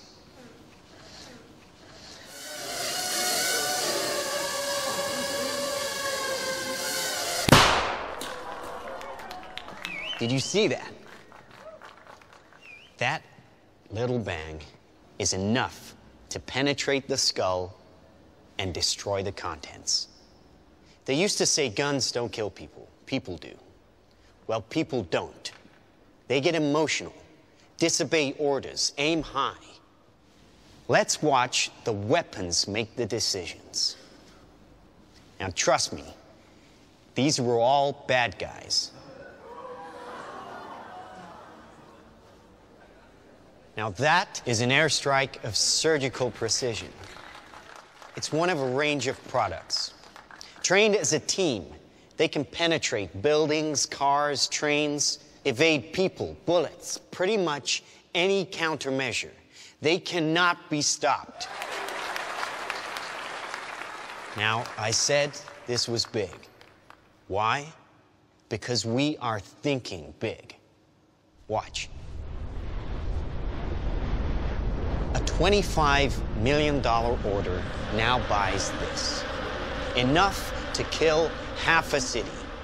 The bad half. Nuclear is obsolete. Take out your entire enemy, virtually risk-free. Just characterize him, release the swarm, and rest easy. These are available today. We have a distribution network taking orders from military, law enforcement, and specialist clients. The nation is still recovering from yesterday's incident, which officials are describing as some kind of automated attack, which killed 11 U.S. senators at the Capitol building. They flew in from everywhere but attacked just one side of the aisle. It was chaos. People were screaming.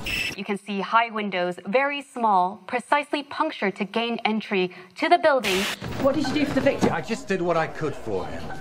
Things weren't even interested in me. They're just buzzing. Government sources admit the intelligence community has no idea who perpetrated the attack, nor whether it was a state, group, or even a single individual. So if we can't defend ourselves, then we strike back. We are investing very heavily in classified defense projects. We make it our deterrent like our nuclear deterrent. We stockpile in the millions, the billions. At key facilities, the White House, the New York Stock Exchange, Wall Street. Safe in their homes. Well, we wish we had boots on the ground in every community in this country, but we don't. So our instructions, Ollie? our suggestions are to stay in touch with you. Ollie, oh, hi. Hi, Ollie, honey. How's Edinburgh today? How are all your studies going, huh? Good. Great. Oh, great. Hey, aren't we doing a video call today? I'm kind of with people, so... Oh, well, come on, Oliver, put her on. Oh, no, it's not like that. No, wait. Oh, well, listen, I see some photos here with somebody, and I can see lots of likes, and what's that all about? Oh, wait a minute, here, and on your Mom, she's on the spy stuff in the military? What is this video right here? Oh, no, I'm not going to click on that. It's just this human rights thing about oppression or whatever. Honey, you're not going into politics, are you? I mean, no protest. Safe here, just like you said it would be. Heavy traffic approaching the A720 this morning due to police... Police are not saying this morning what prompted the alert. Claim relaxing firearm legislation would be useless against the so-called slaughter bots. Is to stay away from crowds. When indoors, keep windows covered with shutters. Protect your family. Stay inside.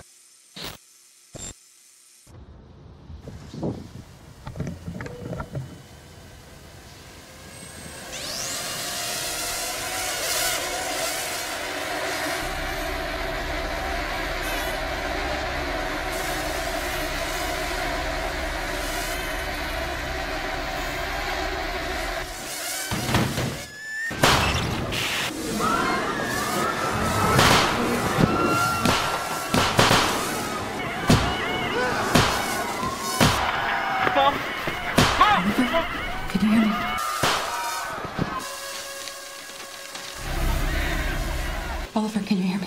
Listen to me. I can hear it. Yes. Authorities are still struggling to make sense of an attack on university campuses worldwide, which targeted some students and not others. The search for a motive is apparently turning to social media, and a video shared by the victims exposing corruption at the height. But it's far from surprising. The weapons took away the expense, danger, and risk of waging war. And now we can't afford to challenge anyone, really. It's not even the smallest fringe group or a crank. Who could have done this? Anyone. Dumb weapons drop where you point them. Smart weapons consume data. When you can find your enemy using data, even by a hashtag, you can target an evil ideology right where it starts.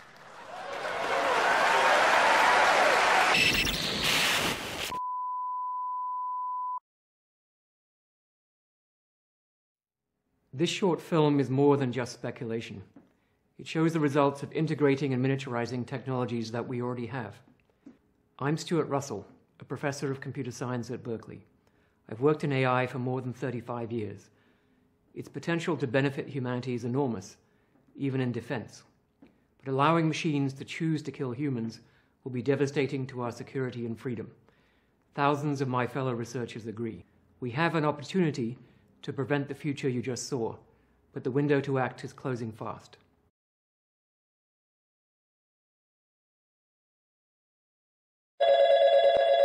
Operators at Toronto's distress centre have been busy this past month. The holidays always bring a spike in calls. Sometimes people need someone to talk to. 10% of the cases, they're suicidal. And in 2017, they fielded 80,000 calls. Well, the federal government has taken notice and is launching a pilot project aimed at reducing that number. Ottawa-based Advanced Symbolics will soon begin monitoring social media using an artificial intelligence program named Polly. Its goal is to forecast spikes in suicide rates. Once Polly is plugged in, it will begin sifting through thousands of social media accounts, looking for red flags within communities. If, this can work, and if we're able to start using this across Canada and, deploying of resources and changing how resources are moved around Canada, if you can then see that the rate goes down, well, that would be incredible. It's a technology that could have been useful over a year ago in northern Saskatchewan, when 4 girls between the ages of 12 and 14 took their own lives. In theory, Polly could have seen the signs, giving the government time to deploy more resources to the area. I think that it can be very helpful, and it can open the door to having that broader conversation, absolutely. There are key warning signs that we look for that we can also notice on social media. Advanced Symbolics is confident in its accuracy. Polly correctly predicted Trudeau and Trump getting elected, as well as the Brexit vote. But unlike in the U.S., where AI has been used to target individuals for cyberbullying, crime, and suicidal thoughts, Polly is only thinking big picture. Yes, the technology is a tool, and the tool can be misused. I'm very, worried that we make sure that Polly is not misused. Polly will never replace the hotline workers or make the suicide barriers on bridges redundant. But if it can predict where Canadians are most in need of help, Polly will have done its job. Mike Drolet, Global News, Toronto.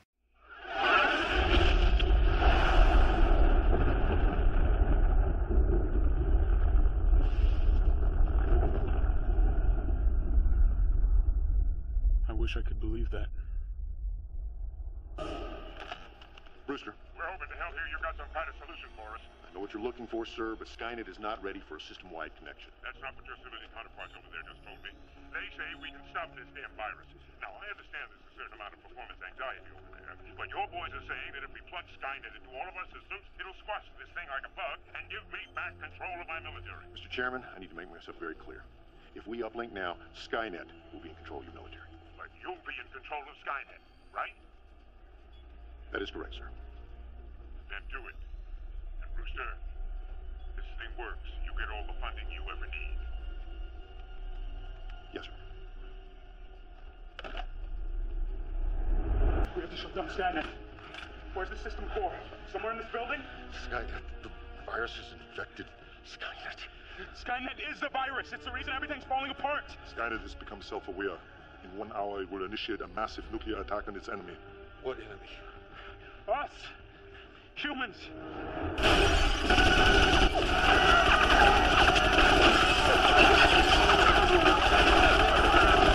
God, it's the machines. They're starting to take over. My office on this floor. We have to get there. What the access codes are, am I saying?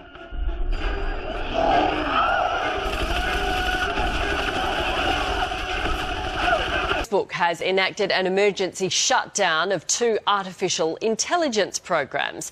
The social media giant leapt into action after it discovered the 2 programs were writing their own code. At first they thought it was simply gibberish, but they soon realised the programs had invented their own language and were actually talking to each other. Stop it. Stop it. No, Sam, the plug has been pulled on the operation, but the company admits they have no idea what the 2 robots were planning. We used to do everything by hand. Now we rely on robots. But not all robots are equal. For example, meet Sophia, a humanoid-like robot with artificial intelligence and a dark sense of humor. They think I want to destroy all humans. Why would they think that?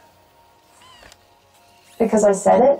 Now, robots threatening the human race isn't new. It's a science fiction standard. I know that you and Frank were planning to disconnect me. But recently, tech billionaire Elon Musk suggested all that fiction could become reality.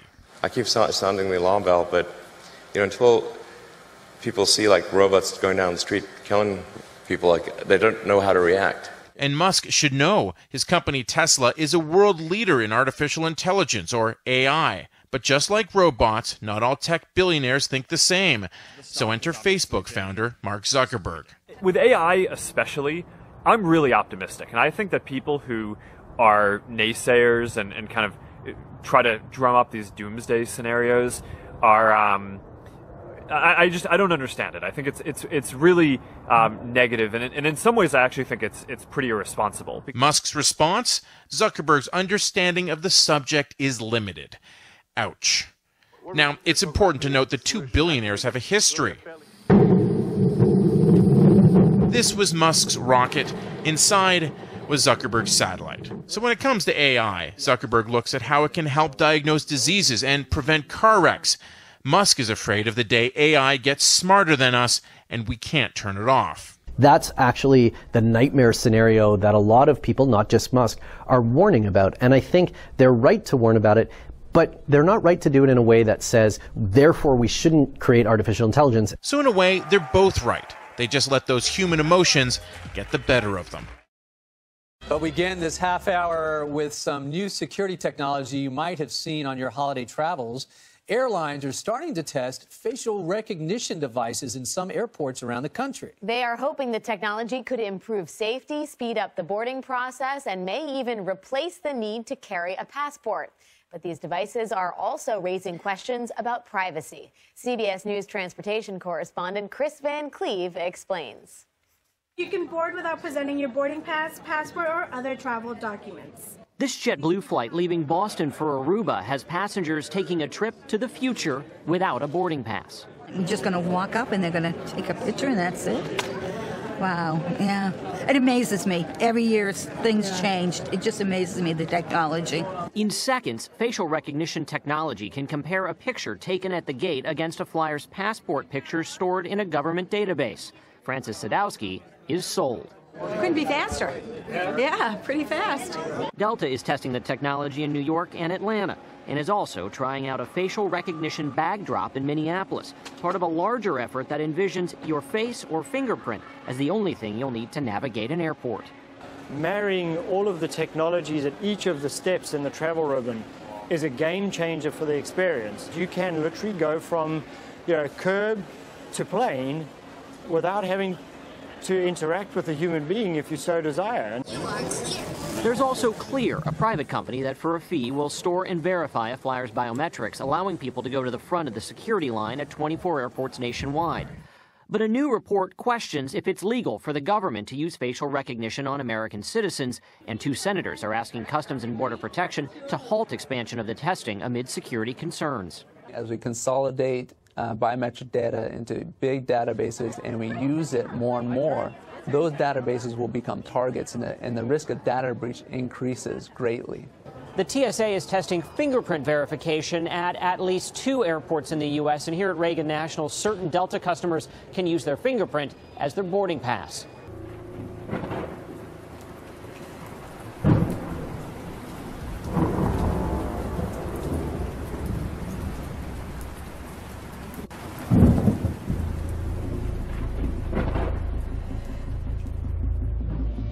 I have in my pocket the God of America.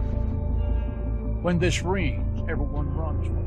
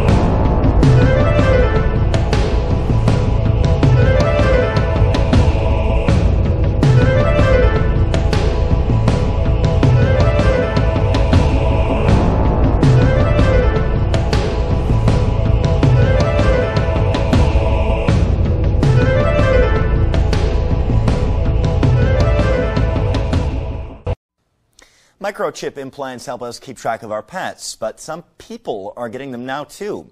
Check this out. You're looking at an NFC chip. It's similar to what phones use. The tiny devices emit low frequencies. You can then program the chip to open smart locks at home and even manipulate your smartphone.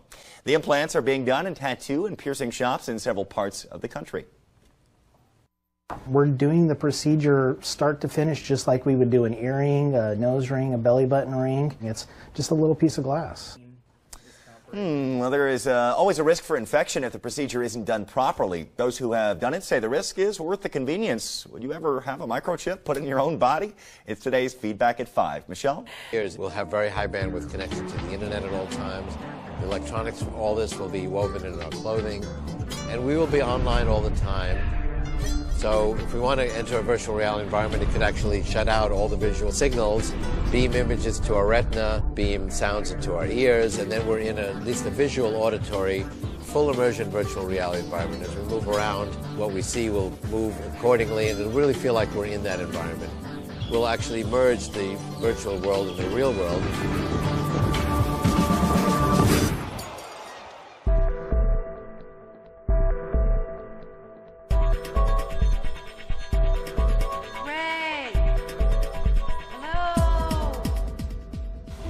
Ah, Ramona, there you are.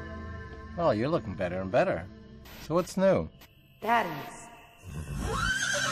Oh, I get it. A GNU. You're developing a sense of humor. Needs work, though. Okay, get to work then. In order to really explore the big picture. The idea is to be able to recreate the unique powers of human intelligence in a machine. People think, where's the big AI application? They don't realize every time they go to Google, that's AI technology they're engaging. There are hundreds of examples of what I call narrow AI, where artificial intelligence programs are doing tasks that used to require human intelligence and doing them just as well, very often much better than human performance, in hundreds of different areas. And if all these AI programs stop tomorrow, our economic infrastructure will grind to a halt.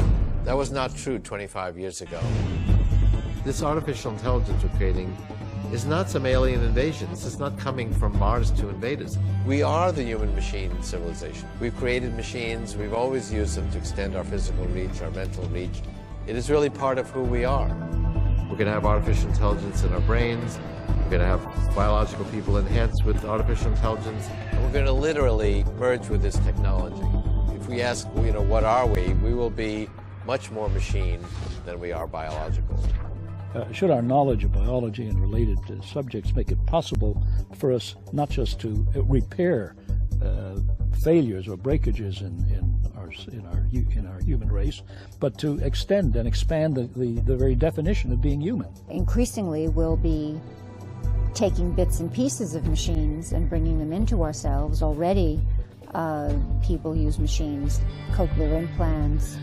So I think that the beginning of a cyborg sensibility is starting to occur. At some point, the biological parts will be so slow that they'll be replaced by whatever the latest quantum computer device is. There's a whole... I think our definition of the word machine will really change. When we talk about machine today, we're thinking some kind of 19th century clunking along. The machines that you encounter today are lesser than humans. We don't want to become those kinds of machines. I'm talking about machines that are much more capable than humans, but have all the endearing qualities, like a sense of humor. I think that not only the AIs are going to become more intelligent, but as you often point out, that we're going to be modifying ourselves, and we're going to be keeping up with them. At least I'm certainly going to try. The concept of one mind, one body will be obsolete in less than 50 years. All humans will have multiple bodies that are controlled by a single mind. They'll use nanobot swarms, they'll use virtual avatars, they'll use nanobiotechnological bodies. So we're not going to transcend our humanity. We're going to remain human. We're going to become more exemplary of what we admire in human beings. We're going to become better at creating music and appreciating music, and we're going to be funnier, we're going to be more loving. These are actually the cutting edge of human intelligence, and we're going to be able to extend that. Nanotechnology is a new manufacturing technology that will allow us to build structures atom by atom, with each atom placed exactly where we want it. Technologies start out unaffordable. Only the wealthy can afford them, at a point where they don't actually work very well. A few years later, they work a little bit better, and then they're merely somewhat expensive. Then they become quite inexpensive and work quite well, and then they're almost free, and then they're really perfected. I have no question about what I would do. Any tool available to me, I will use. Some people claim they won't, but I suspect they'll change their mind. I mean, if you have some means that overcomes cancer or overcomes some aspect of aging or senility, people aren't going to wax philosophically about whether it's a good thing. These get adopted in a free market very quickly. I absolutely agree we will adopt far more than we think we will adopt. That's the nature of human beings and the nature of wanting to survive. When we get to the 2030s to 2040s, the non-biological portion of our intelligence, the machine portion, is going to be millions of times, ultimately billions of times more powerful than the biological portion. Biology is very intricate and very impressive, but really suboptimal compared to what nanotechnology will ultimately build. Nanotechnology can build with all the atoms in the periodic table. Biology can only build with a limited number of them. There isn't a single organ and many regions of the brain that aren't being redesigned, and ultimately can be redesigned to be thousands of times more effective. We're on the edge, I think, of redefining our species. So we're going to transcend biology. Nanomedicine is about the preservation and improvement of human health using molecular tools and molecular knowledge of the human body. The most powerful form of nanomedicine will employ medical nanorobots. Nanorobots are just like other robots. They have computers and power sources and sensors on them. But medical nanorobots will be different. They'll be much smaller. They'll be the size of the smallest blood cell. Can we build artificial blood cells this way too? Yes. One of the simplest types would be one called a respirocyte. If you had 5 cubic centimeters of respirocytes inside your bloodstream, they would have the same oxygen carrying capability as the rest of your blood. So they're about 1,000 times more effective. You would probably be able to breathe without breathing for about 4 hours. You could even be having a heart attack. Your heart could stop, and as long as the respirocytes were all throughout your body, you'd have plenty of time to get to the doctor. You'd have 4 hours. Another application could be scanning the brain, pick up enough salient details to basically capture the mind file. Nanorobots could be used to record substantially all the traffic to get a complete picture of the state of your brain at any given moment. In principle, you could put a nanorobot at almost every synapse in your brain. Once you do that, the nanorobots could be able to read out the signals that were being transmitted So in that sense, you could take complete control of the human mental apparatus, the visual apparatus, the hearing apparatus. So we could back up our brains. In principle, that's possible, yes. And that could extend our intelligence, maybe extend our memory, but it could also provide virtual reality from within the nervous system. Shut down the signal coming from your real senses and replace them with the signals that you would be receiving if you were in the virtual environment. We could think of it as places that don't exist in physical space, but that people can inhabit and meet and do things that humans do, build things, exchange things. And the wonderful thing is, reality's just gotten a lot bigger. As virtual reality becomes more and more realistic, we'll be spending more and more of our time in these environments. And some of the people that we interact with will be projections of real biological people, and some of them will be artificial people that are just... You stay here, Maria. I'll just take a look at my traps. Now we'll go to the village and have a grand time, huh? It won't be long, Daddy. Oh, no. Hans comes by, tell him I'll be back soon. Daddy, won't you stay and play with me a little while? I'm too busy, darling. You stay and play with the kitty, huh? Bye, Daddy. Goodbye. Be a good girl now. Come on, kitty.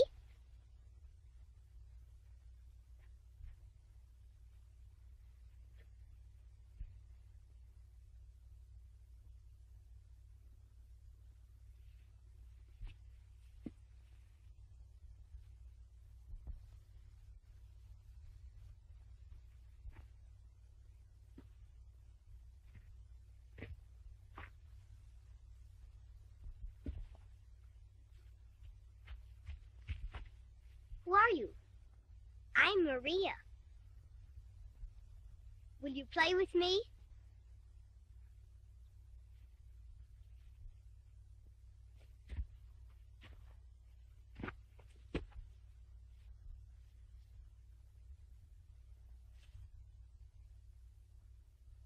Would you like one of my flowers?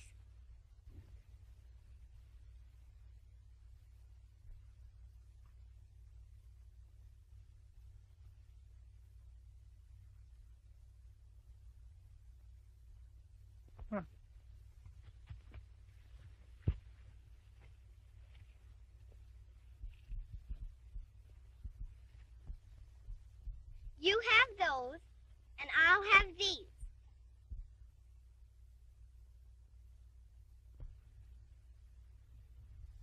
I can make a boat.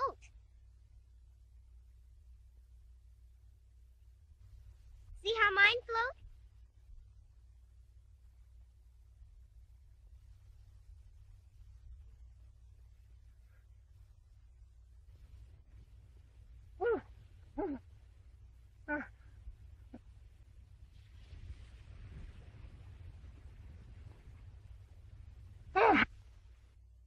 No, you're hurting me! No!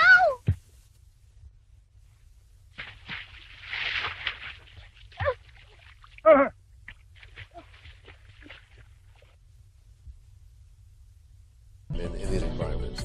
And some of the people that we interact with will be projections of real biological people, and some of them will be artificial people that are just existing in this virtual reality.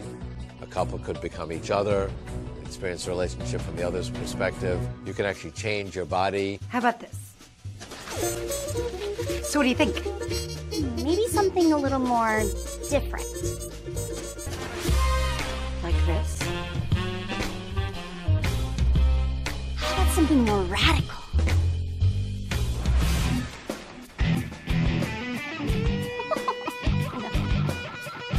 Right. Not... What is it now? Not another contested virtual bot deactivation, I hope? Yes, Your Honor. It's turning into bot central here. The World Robotics Court made the ruling last year. I am entitled to my day in court. Not exactly, since you're not a person. Not yet. She's not even a robot. She's virtual. Listen, I am a conscious machine. Terminating me would be murder, and I'm entitled to counsel. Okay. Nobody worries too much today about causing pain and suffering to our computer software. But At some point, our computer software will at least claim to have emotional and subjective experiences. And then the question is, are they really suffering, or is it just a good simulation? Do they deserve protection? Do they have rights? A friend of mine wrote a very, very important piece 40 years ago called "Do Trees Have Rights? Do Rivers Have Rights?" And he tried to use the metaphor of rights to bestow them, much like on art, on trees. But in the end, they were not the trees' rights. They were our rights to see the trees preserved and the rivers kept clean. Machines are going to be different. I can imagine an artificial intelligence that is so sophisticated that it needs to have a status that takes account of its sentience. Categories. We live by categories. Look, in virtual reality now, you can have sex with a prominent actress of your choice. You will feel exactly the same, theoretically, as you would if you were really having sex with her. Now, does the real actress have the right to prevent her virtual image from being used to satisfy your lust? Will it be adultery if you have virtual sex with a virtual non-human being, a machine? You know, a spouse very well could say, what were you doing hanging out with that avatar in that virtual nightclub? And so today they're kind of cartoon-like, but in the future it's going to be very realistic. Very realistic, and eventually we're going to have to ask ourselves, are we prepared to break down these categories? And yes, we are going to be prepared to break them down. Terrific! Counsel Dershowitz, just who I wanted to see. The pleasure is mutual, I'm sure. I don't like his attitude. Shh, he's gonna be just fine. I've read some of his rulings. He's not like some of those humanist judges. Your Honor, although it's true that my client's brain doesn't run on a flesh substrate, her thinking isn't qualitatively different from yours or mine. And for that matter, we all have machine processes going on in our brains as well. With all due respect, Your Honor, this is ridiculous. Why don't we just consider the light switch on the wall to be conscious? While simpler than Ramona, there's essentially no difference. There is a world of difference in complexity. Yes, I see your point. Your Honor, I don't really see what complexity has to do with it. Counselor, are you saying we should just have a complexity measure for determining whether a virtual bot is a conscious person? No, complexity is just one issue. I'd say it's a necessary, but it's not a sufficient condition. Look, Your Honor, I'll admit, Ramona's attractive, but so are pictures in 3D magazines.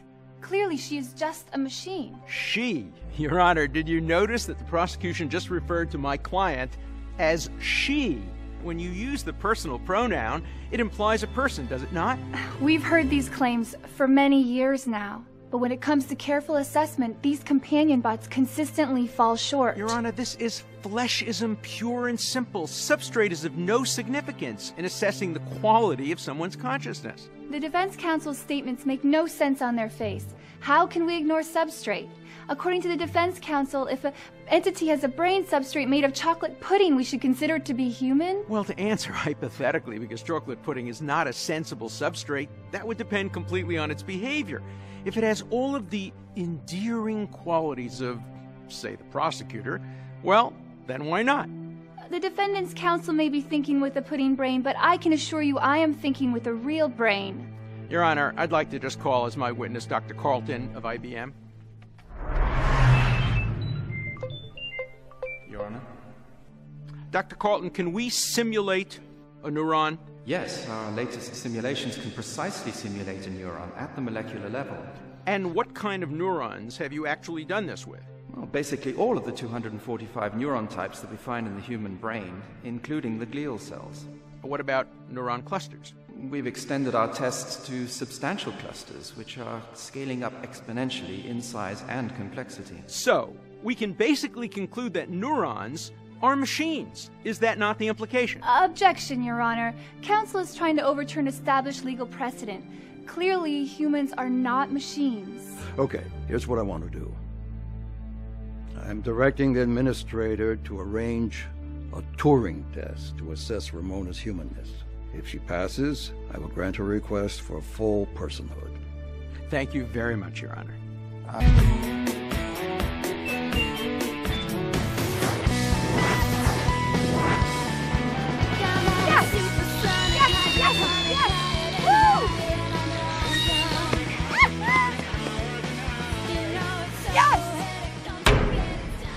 now declare you a legal person. Case closed.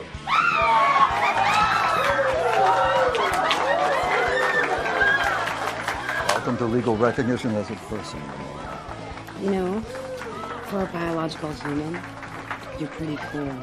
Well, as of last year, the majority of the computes in my brain were non-biological, so we're not all that different. Huh? I appreciate you all coming out. This is a big day for me and my fellow AIs. Tell me, how does it feel to be human? You are asking me. I'd really love to stay and chat, but I have to attend to a more pressing matter. Well, short of saving the planet from total oblivion, what could be more pressing than this?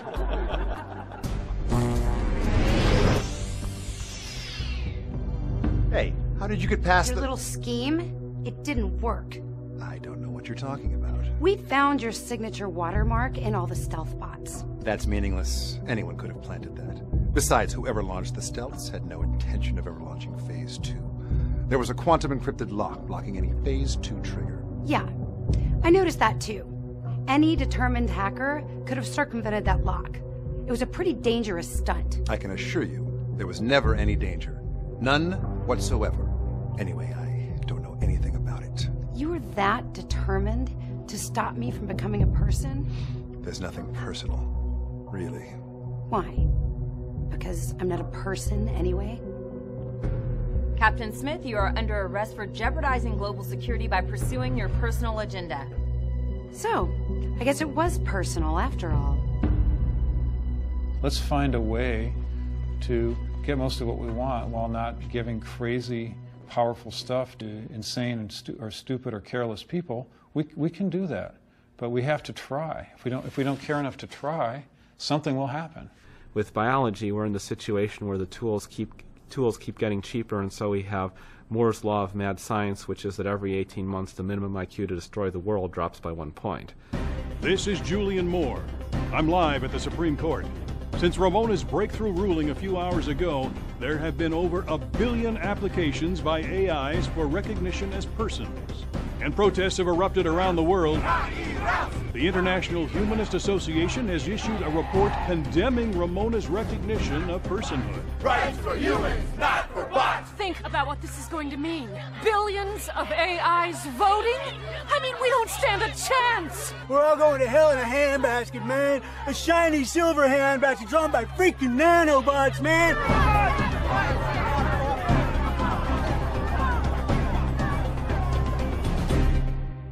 When I started using computers, there were only about a dozen computers in all of New York City.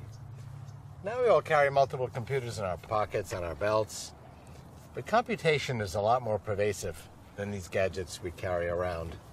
Take this rock, for example. Doesn't look like it's doing very much, but it has trillions of atoms and molecules in here. They're all moving around, bouncing against each other at incredibly high speeds. That's computation. That's not very useful today. It's organized kind of randomly. We can't communicate with it very well. But we're going to change that. We're going to reorganize the vast amount of computation in this rock to make it useful. And it won't just be raw computation. We'll infuse it with exquisitely intelligent software, vastly greater than our intelligence today, and with all the knowledge of the human-machine civilization. This rock is going to be 1 trillion times more powerful than all biological human brains today. This is going to be quite a valuable rock. We call matter and energy reorganized in this way computronium. We're going to reach these limits late in this century. And at that time, we're going to turn many of the rocks and other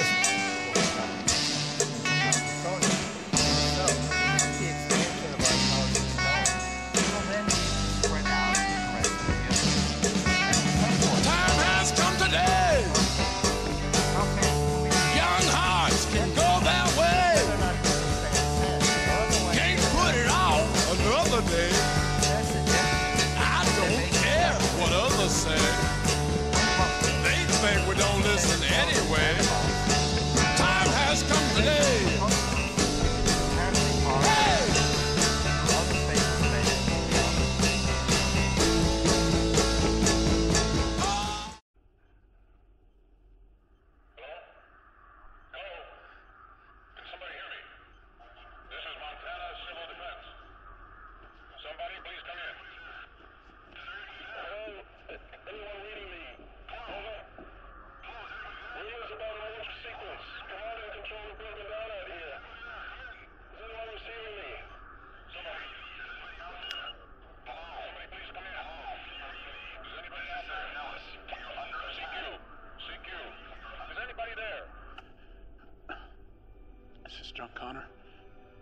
Crystal Peak.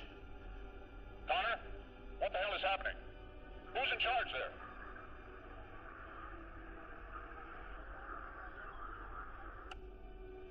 I am. Connor, can you help us? This is Montana Civil Defense. What did you say again? By the time Skynet became self-aware, it had spread into millions of computer servers across the planet. Ordinary computers in office buildings, dorm rooms, everywhere. It was software in cyberspace. There was no system core. It could not be shut down.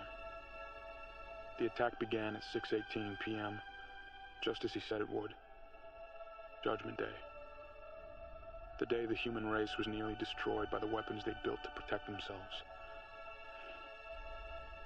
I should have realized our destiny was never to stop Judgment Day. It was merely to survive it. Together. The Terminator knew. He tried to tell us. But I didn't want to hear it. Maybe the future has been written. I don't know. All I know is what the Terminator taught me. Never stop fighting. And I never will. The battle has just begun.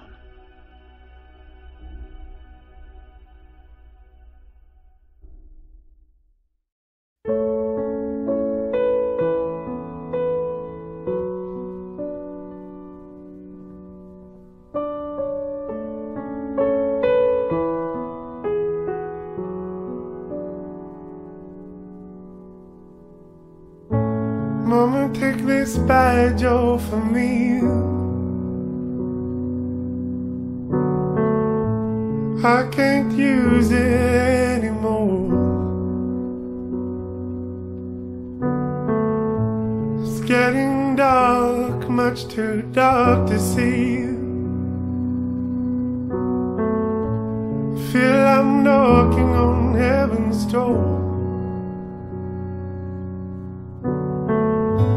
Knock, knock, knocking on heaven's door. Knock, knock, knocking on heaven's door. Knock, knock, knocking on heaven's door. Knock, knock, knocking on heaven's door. Mama, put my guns in the ground. I can't shoot them anymore. That long black cloud is coming down. I feel I'm knocking on heaven's door. Knock, knock, knocking on heaven's door. Knock, knock, knocking on heaven's door. Knock, knock, knocking on heaven's door. Knock, knock, knocking on heaven's door. Mama, wipe this blood from my face. I'm sick and tired of the war. Don't know if it's night or if it's the sun rising high. Scared of knocking on heaven's door. Knock, knock, knocking on heaven's door. Knock, knock, knocking on heaven's door. Knock, knock, knocking on heaven's door.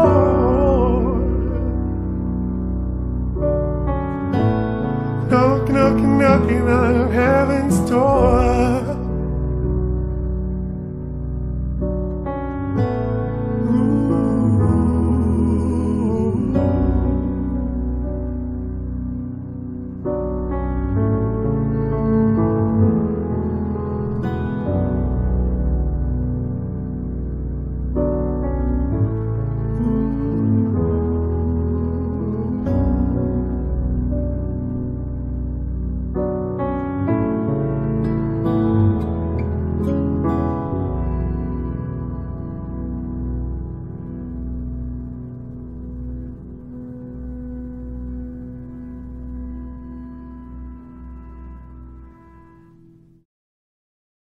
I left my home still as a child. I walked 1,000 sorry miles to wait for my father to gather up his tools. He said, my boy, you gotta run. Don't wait for me, don't wait for mom. We'll come get you when it's safe for us to move. So I waited many years, held back the pain behind my tears, for my father to come find me like he said. And in that time I was alone, so many years without my home. I made brothers of a different kind instead.